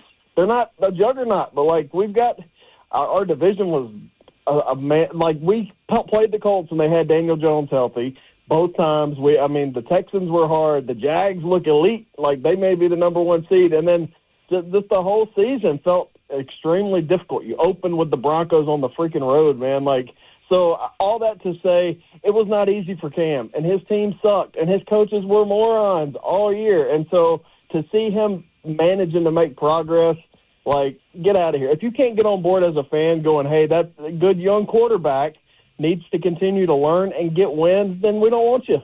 That's all I got to say, man. Tighten up. Hey, tighten up. Adam, let me just add on to what you're talking about. The number one defense in efficiency is Houston, who Cam Ward had to play twice already. Seattle is number 2. Cam Ward had to play. The LA Rams is number 3 that Cam Ward had to play. The Cleveland Browns are number 4 that Cam Ward had to play. The LA Chargers are number 5 that Cam Ward had to play. Then it's the Eagles. Then it's the Jaguars at number 7 that Cam's going to have to play twice that he had to play. And then there's the Broncos at number 8 that Cam had to play. Then there's the Patriots at number 10 that Cam had to play. And the Colts are 11th. Dang. So think about that. He is going to have, by the end of the year, at least 12 games against the top 5 most efficient defenses. Or sorry, top 11 most efficient. 12 games against the top 11 most efficient defenses. Dang. That's rough. That's rough. I mean, you look at like it's insane. You look at like just to Adam's point, the schedule overall, they've played 9 games against teams that are currently in the playoff. Yeah. Like currently top 7 in their conference, and they're 0-9 in those games. Like they're and playing. Saints are going to be number 12, by the way. I just saw the Saints are number 12 most efficient defense. Who are 4-2 in their last 6, 3-0 in the last 3. Yeah. It's been a tough go of it. And I think the optimistic spin on it is that you hope that this is a sort of trial by fire for Cam Ward and company, that he's getting reps against what, every defense in the book is going to look like.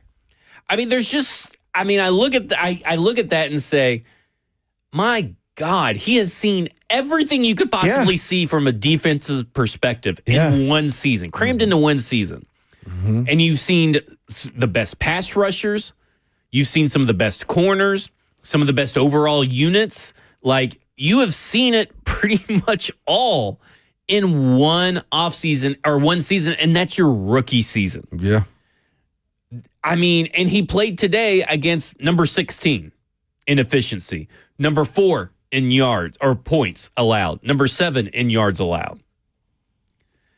This guy has seen it all, and today was one of his best games against the defense. Like we said, was 90% at full strength today. Yeah. Give me a break on.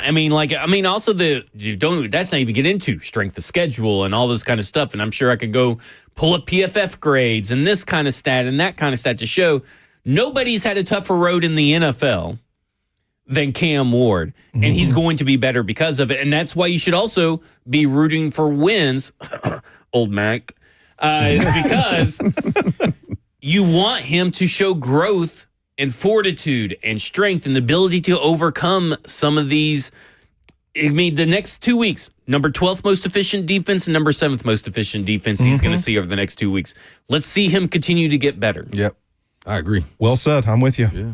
See, I'm all fired up now. All right, look what you did, Adam. Yeah, when we come back, we're going to come up with some more of the phone calls. 615-737-1045. I don't even think I've said the number tonight because we've had so many people call in. Are they still calling in? Yeah, 615-737-1045. This is the Lee Company Titans Talkback right here on 1045 The Zone.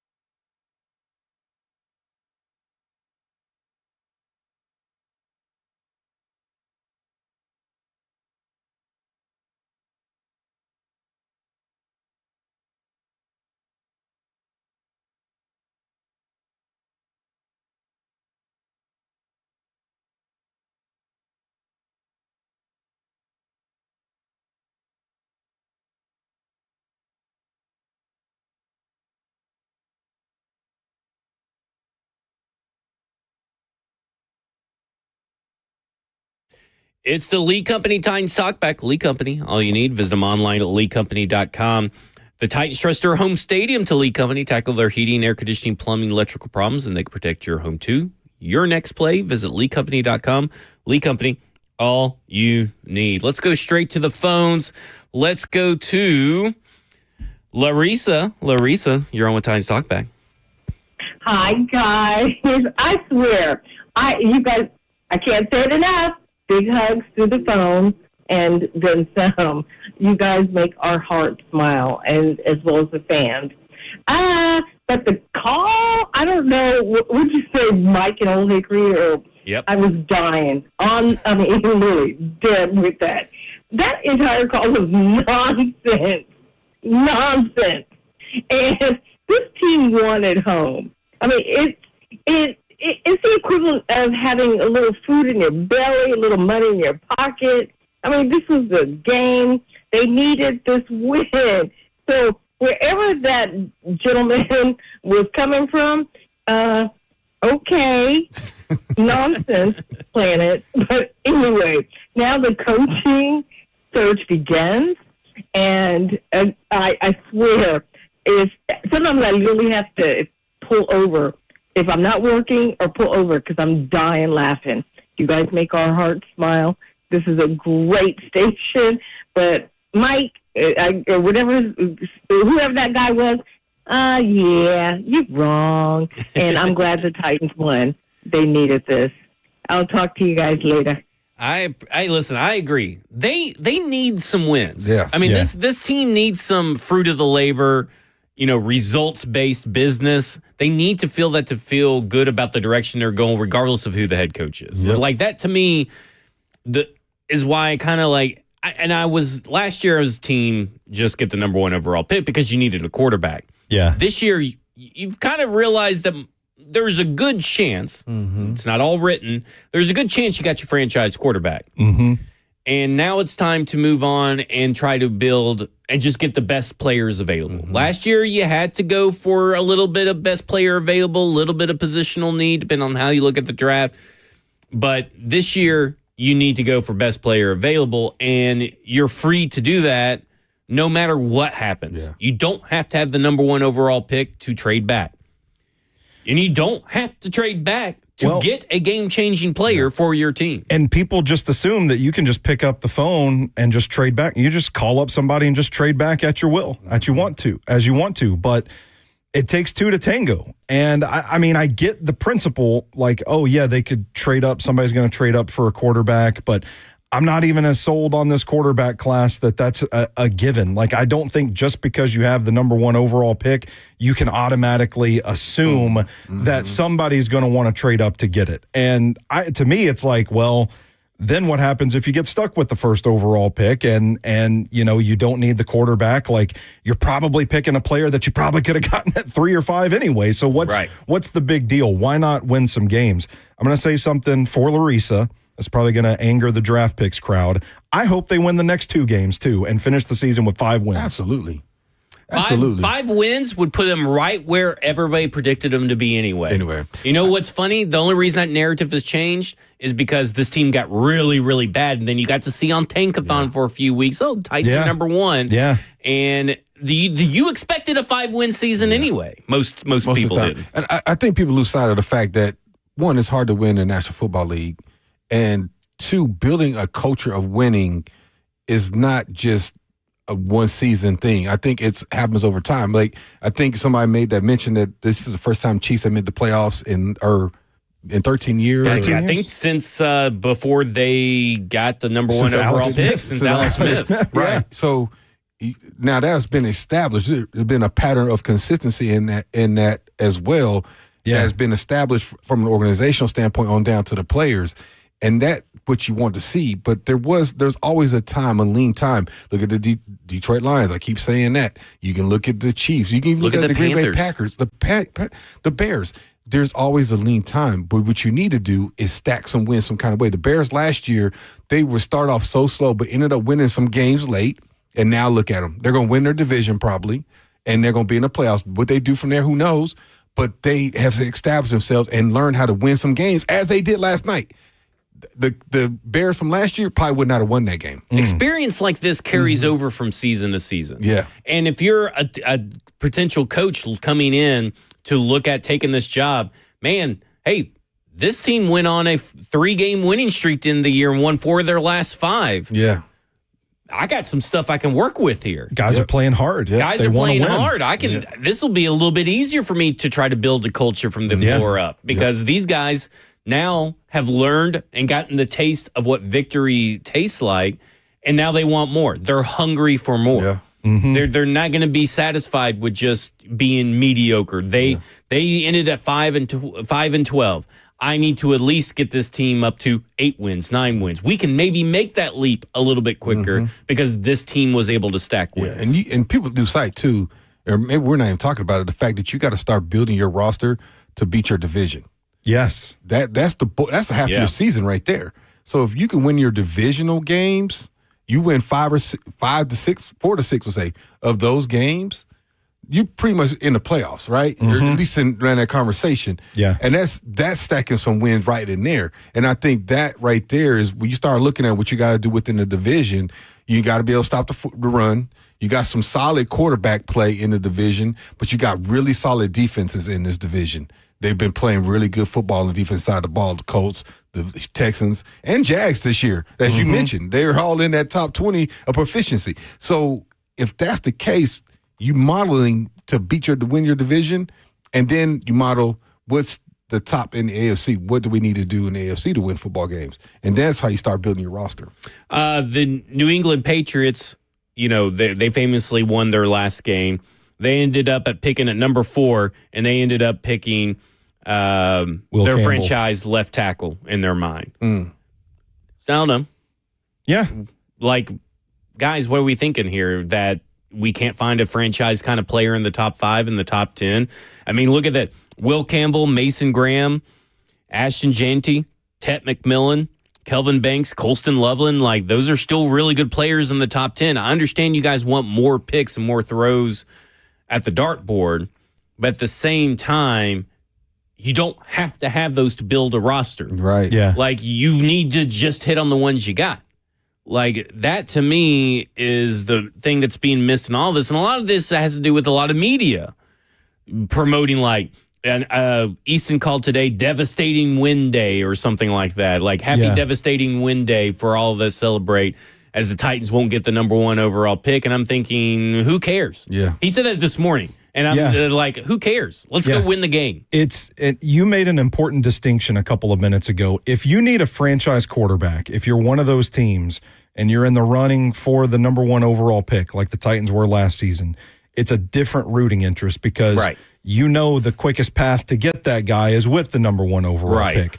Still, no draft pick is a guarantee either. We haven't even mentioned that yet. Like, there's no assurances that just because you get the number 1 overall pick, you're going to get a generational player in the NFL. But I think when you look at where the Titans team is at, they've checked that box.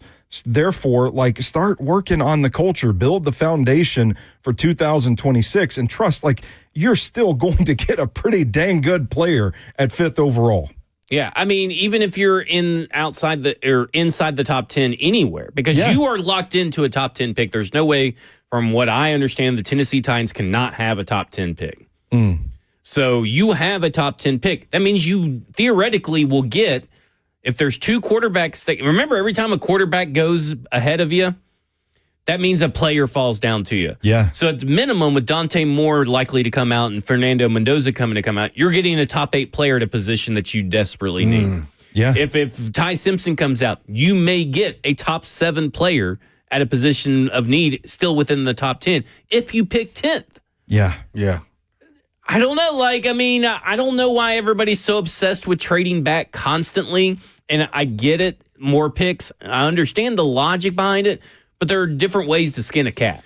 If you have a conditional pick for this year that you won from a team and you end up winning a Super Bowl and that pick ends up being number 4, then you might say, I could trade down. We pretty much got a Super Bowl caliber team. I could trade down and get some more picks. I don't really need that 4th pick or something like that. But I think where the team, like the Titans, where they're at, I don't know if you look to say, let me just start adding more picks and stacking more picks just Just in a case, just to say you did that, especially if you are in that top 7, 8, well, which probably be top 5 in this case, but top 5 to 7, there's probably somebody that can add some quality to your roster.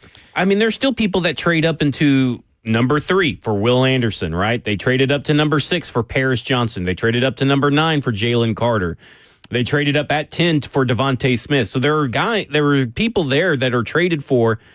Someone moved up to number 2 for Travis Hunter. Like, there are people up there that will trade up for other players besides quarterbacks. I had somebody in my mentions on Twitter mention, like, it's not about this year anyway. It's like future picks as well. And I can tell you right now, the discussion in the scouting community, the draft network, is that this 2027 draft is going to be one for the ages. And I can tell you, if that starts trickling up from like the scouts and the analysts up to general managers, I would be surprised if teams are going to be freely moving 2027 picks to get up in this draft. Yeah, I think those picks are going to be valuable. People are going to hold on to them anyway. Yeah, I'm with you. I mean, you can pick up extra picks in this draft by trading back, even in the top 10 is my point. Well, All right. Coming up next, more of your phone calls. We're still on the air? 615-737-1045. This is the Lee Company Titans Talkback right here on 104.5 The Zone.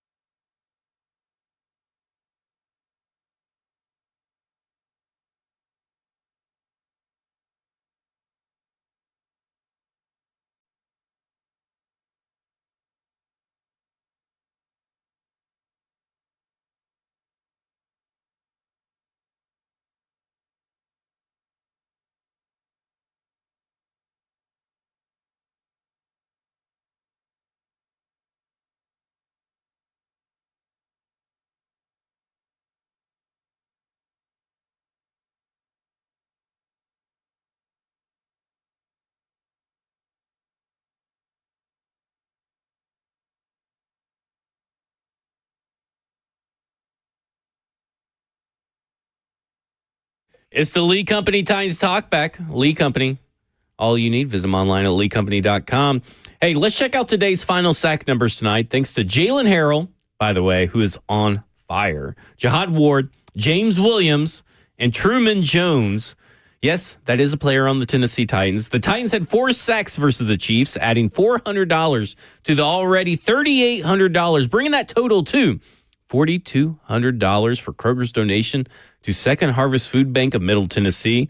Every time the Titans sack the opposing team's quarterback, Kroger donates $100 to Second Harvest Food Bank of Middle Tennessee from Kroger. Through its Zero Hunger, Zero Waste plan, Kroger is committed to creating communities free of hunger and waste. Kroger is the official tailgate headquarters of the Tennessee Titans. Try Boost by Kroger Plus for free pickup and delivery plus 2 times the fuel points with your membership.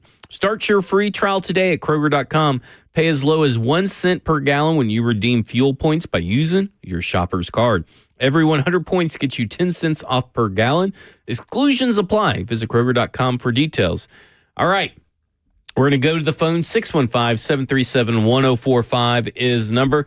Randy, you're on with Titans Talkback. Hey, guys. Happy holidays. My best to you and your families. Happy holidays to you. Happy holidays, man. All right, man. One thing, I think Cam is going to be the man. I think by next year or the year after, he'll be an elite quarterback for us. We'll be glad we got him. And also, I think any team that walks on that field without winning on their mind, I lose a little respect for them. But I do want to mention, it come up earlier about not much in this next draft coming up. Do you not think that this might be a good opportunity for the coaches to search and study maybe a guy that shows a real good prospect and his coachability? He'd be easy to coach up. Is that something they do anyway? But don't you think this draft would present that as something they could really work on and maybe pull something out of the hat on that? Yeah, I think so, Randy. I'll let Stoney explain it better. I think that's a great question. It's a great one. It's a great question. The rescue rabbit. Merry Christmas.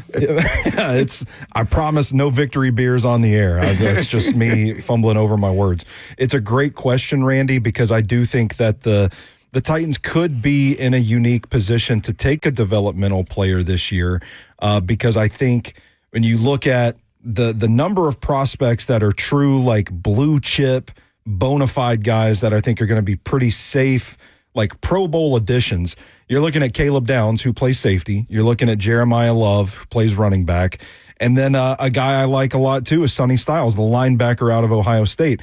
These aren't guys that are like playing premium positions. And we know the Titans have some needs at premium positions. So for me, I really like the edge rusher David Bailey out of Texas Tech, but I would not be surprised if the Titans felt, because of the character traits, to look at a guy like Keldrick Falk out of Auburn. And he's kind of the fringe top 10 caliber guy. Very Michael Williams, who I did not like coming out. So I probably will not like Keldrick Falk when I get into it. But what you hear from like the scouting community on Keldrick Falk, a prospect like that, is that he has really good intangibles. He's a leader inside that building at Auburn, that we know that this regime, Mike Borgonzi and Chad Brinker, covet and value those types of players.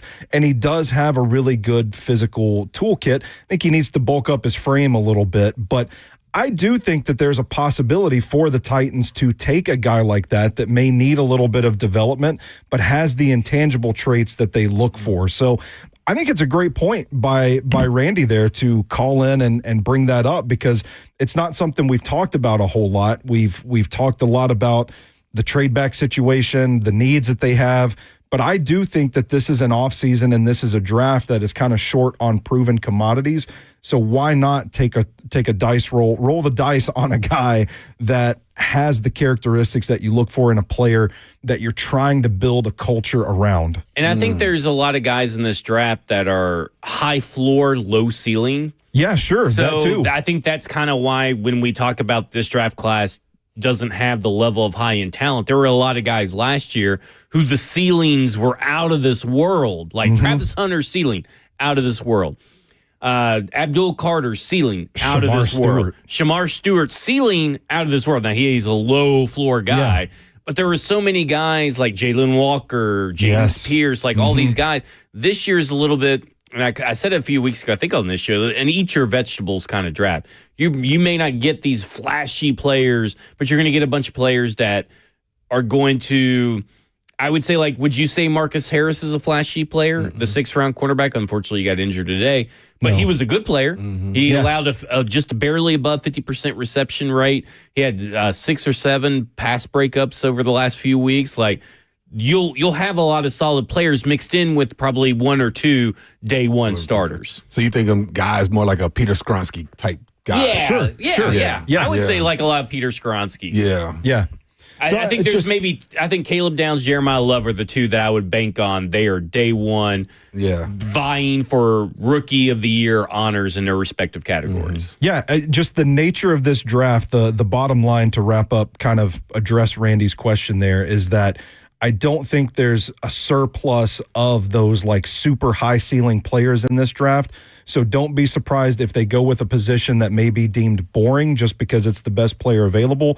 Don't be surprised if they go for the culture character guy over another commodity as well. Yeah. Let's go to Cedric. Cedric, you're on with Titans Talkback. Well, man, before I get into my points, man, let's not forget about Jordan Tyson, man. I'm starting to like that guy more and more the more I watch him. Love his tape. The injury history, though, man, that is lengthy. Well, yeah, man, but he's got them Fred Astaire feet, and he catches the ball with his hands. Hey, I love like that comp. Fred Astaire feet, I like that one. Yeah, so, all right, so, hey, man, this is my weekly give Mike McCoy his flowers. I love the offensive game plan. This offense has developed a personality since McCoy's taken over. What Cam's like 8 touchdowns, 1 pick since in the last 6 games, 5 games, something like that. Love how they're getting Chig involved more and more.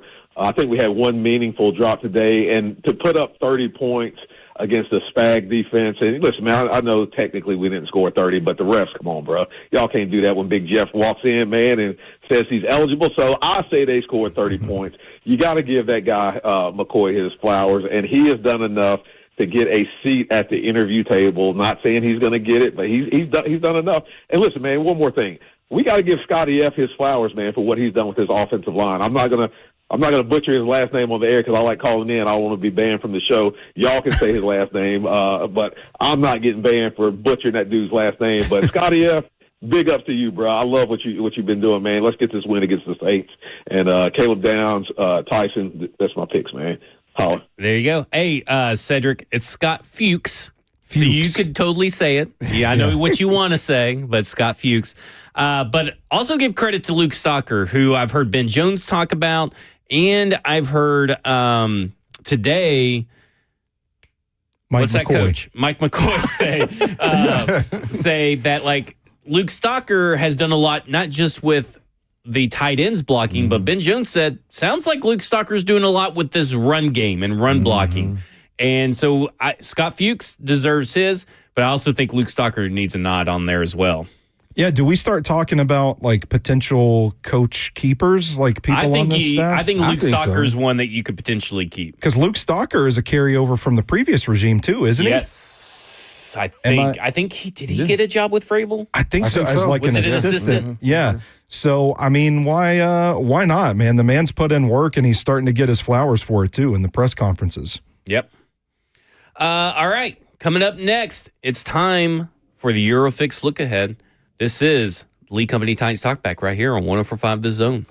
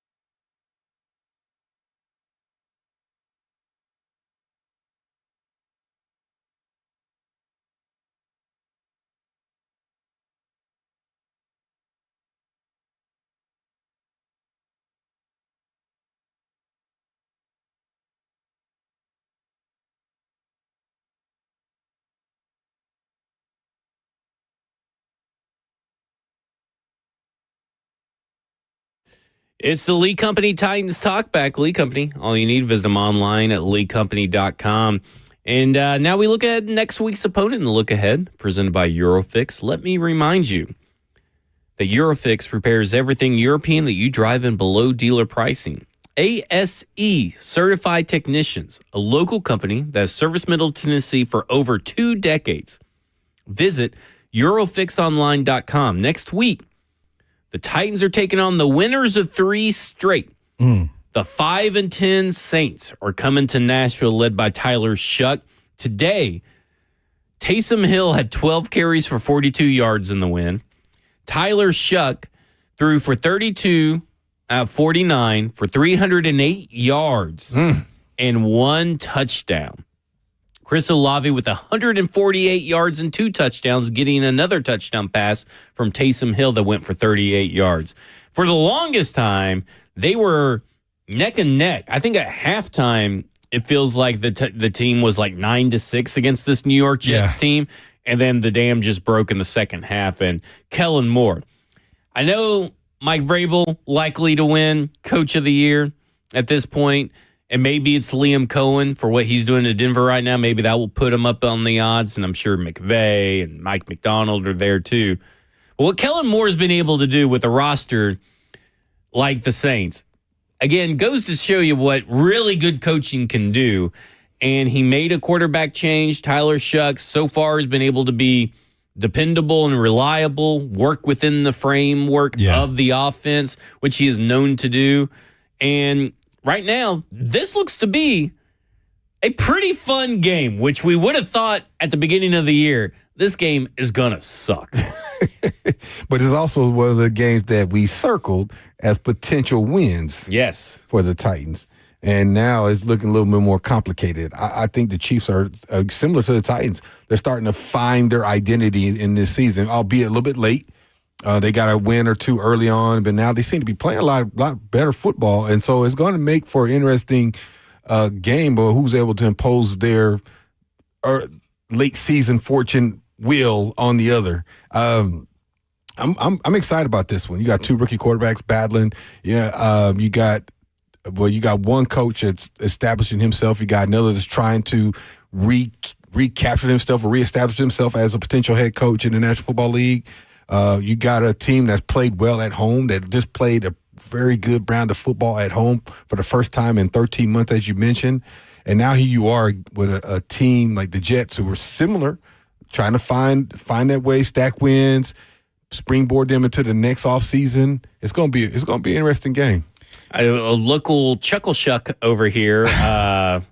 You ready to take a victory lap on Tyler Shuck? Well, not yet. I was a fan of Tyler Shuck. He was my QB3 in this past class. Really? He was 3 for you? Yeah. I like the way he throws the ball. I like the way he kind of just did what he had to do to win. Productive guy. Didn't really love the age, but he's really kind of found his footing under Kellen Moore and this Saints offense. And I think when you look at where these 2 teams are at, this game has taken on a completely different complexion than we thought it would when the season started. Eerily similar, where it feels like these are 2 teams that recently bottomed out and are starting to, try to turn things back in the right direction. Mm-hmm. Both teams have kind of found their footing late in the season.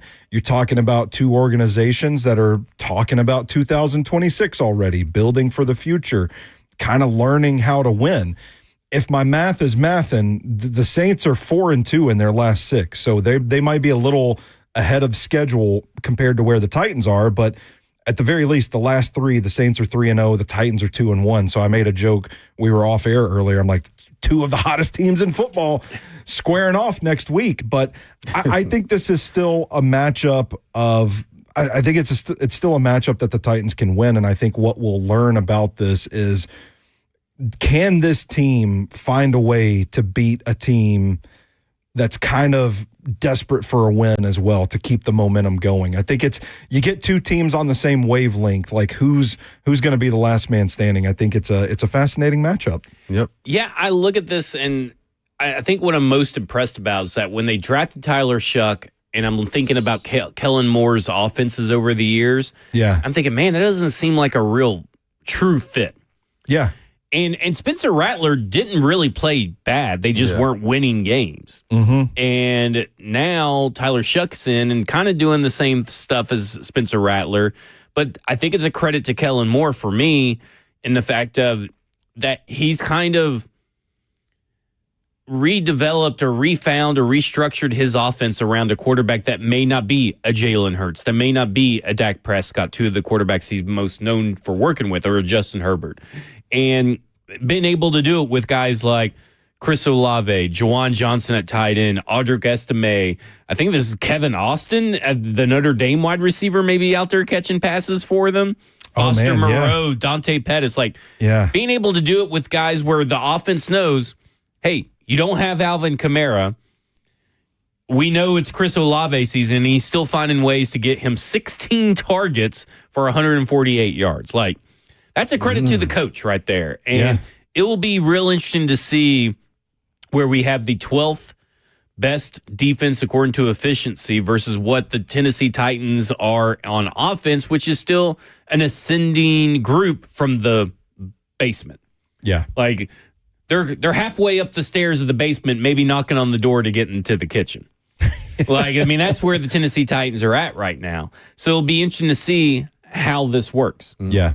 Because I think a lot of people thought, well, this game, it's going to be crap. It's going to be boring. I think this is going to be a game where you have two teams that look like the Tennessee Titans did today. Mm-hmm. Because if you watch this Saints team, it's a lot more physical than it gets credit for. Mm-hmm. And this is going to be a battle in the trenches for these two teams. Yeah. And I'm just thinking the Titans continue to do what they do on offensive line up front. They can go back-to-back wins for the first time since when? Oh, that would be 2022, right? Yeah, so it's been quite a while.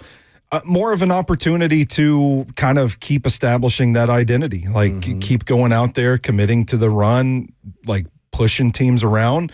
It's going to continue to be a challenge. Like I said, I feel like the Saints are a little bit ahead of the Titans in their rebuild, so to speak, but the Titans have the quarterback question answered with Cam Ward.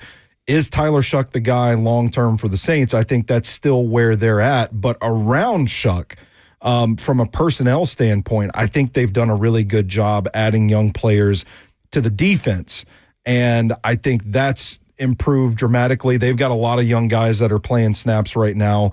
Some of our guys from the draft, I know Jonas Sanker is playing for the Saints right now. So having to play the young guys, but it kind of feels like this is going to be an interesting quarterback evaluation game for the Saints and the Titans. Yeah, I think it's when you kind of look at it, they had today, and I know it's against Brady Cook and the Jets. They had 8 sacks today. The Saints did. Yeah. 8 sacks. They had 8 sacks against Brady Cook and this New York Jets offense. Meanwhile, Tyler Shuck was only sacked 3 times. So huge difference there. Trenches. They're probably middle of the pack in terms of offensive line pass blocking. They've given up now 23 sacks, I think, roughly. So not a lot of sacks given up, but Kellen Moore has been able to get the ball out of the hands, or at least design plays to get the ball out of the hand quickly, which we saw Cam Ward do today.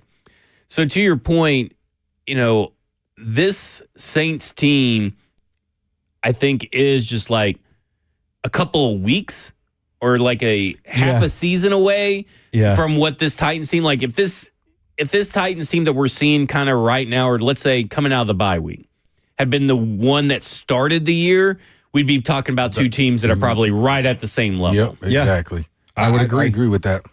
Yeah. And again, I want to point to everybody, because I know everybody wants to be the Patriots, or everybody wants to be the Texans, or everybody wants to be this team or that team that turns it around so quickly. And Houston's having a pretty good year this year, but they're still struggling. They still have no consistency. So at this point, I like what the Panthers are doing. It's not sexy. It's not talked about enough, but the way that they're building through sustained success. And I think this Saints team, if Mickey Loomis can kind of get his head on straight, because he still makes some weird trades. Yeah, that's true. I mean, he does some weird things. If he can keep his head on straight and build through the draft, kind of like what the Titans want to do, they can build for sustained success. And that's what you're trying to do. You can make your splash moves in free agency, but you got to supplement that with what's going on in the draft. Sustained success. That we've been saying that, but you termed it. We're just saying, you look at, we'll use the Chiefs as an example, 13 straight seasons in the playoffs. Look what the Eagles are doing. People not talk about them. They've been to multiple Super Bowls in the last 2-3 years as well. Right. Like, it's just sustained success. And that is a hard thing to do. I think we look at people like what the Patriots were ever do for the 20 years that Tom Brady was in the National Football League, and you look what the Chiefs have been able to accomplish of recent. I think we look at that as the norm, but that's not. You know, teams have those downtimes, and it's a matter of your fans and people sticking through those downtimes. You hope it's not long. Right. You hope it's a very short stint. But the way free agency goes and the way the draft goes and change over at the top, coaches, GMs, managers, even things like that, you hope it's not a long time and it comes back. But there's going to be that for the most part. That's the NFL. It's very well said. Yeah. And I just want to get in before we get out of here. We didn't talk about James Williams tonight. 9 tackles and a sack. Ooh. But that's going to be awesome if you talk about the bedrock of young players developing. If he turns into something too, we coming in this backup role. I mean, to start. Yeah, can't let that go tonight. Hey, listen, we wanted to try to get James Williams. Look, say Cedric Gray won the job. Okay, put James Williams out at edge at this point. Mm-hmm. Yeah, because he can rush the passer. I mean, he does it pretty well. I also want to go back to the roster conversation because you mentioned the Chiefs. And the Chiefs, over the last 2 or 3 draft classes, have failed to find impact day one starters that are reliable enough to play for them. And it's starting to, you see how it's kind of catching up to them. Last year, they got a little bit lucky. The ball bounced their way when they won 7 or 8 one-score games. Yeah. This year, they're not winning those games because they don't have the people they don't have the horses right now. And Patrick Mahomes can mask a lot. But at this point, Josh Simmons, who is a franchise left tackle for them, coming off an injury, gets injured on IR. Also has a mysterious family emergency in the middle of the year, so he missed about a ton of games. A lot of time. Other injuries on the offensive line. Rashee Rice, he got suspended for like 6 games. Then you have Rashee Rice injured and out for this game. Then you have, and he's not really, he can be a number 1 wide receiver, but he's probably a number 2 guy. Xavier Worthy has not been the deep threat. They keep chasing the deep threat. Travis Kelce is running. What he used to be. He's got like 2 fat sumo wrestlers on his ankles right now, the way he runs out there. And I commend him for at least trying, but like at this team, this roster is the best parts that have you been able to lean on when times are close are your worst parts now. Mm-hmm. I mean, like, you can't rely on them. Mm-hmm. Now, you can feed Travis Kelce a bunch of targets, and he'll look good on the stat sheet, but that impact player is not there anymore. Yep. And they have done bad drafting these last 2 or 3 seasons to replace those guys. Yeah. So it's like the Titans have kind of done pretty well. If you look at the 2024 draft class and this draft class, and even Peter Skoronski and a few others from stragglers from 2023, they've been able to supplement some of the players that they lost. And they're ascending talents that you can grow with.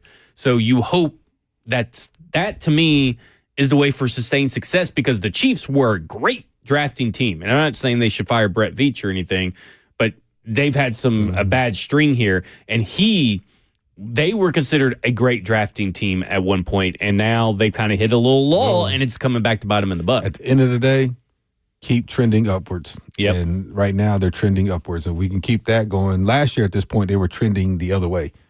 And at least right now, we're trending going upward with a positive upswing for 26. Yep. Let's put this in the two-tone spin cycle real quick. For the first time in, 13 years, the Chiefs are missing the playoffs.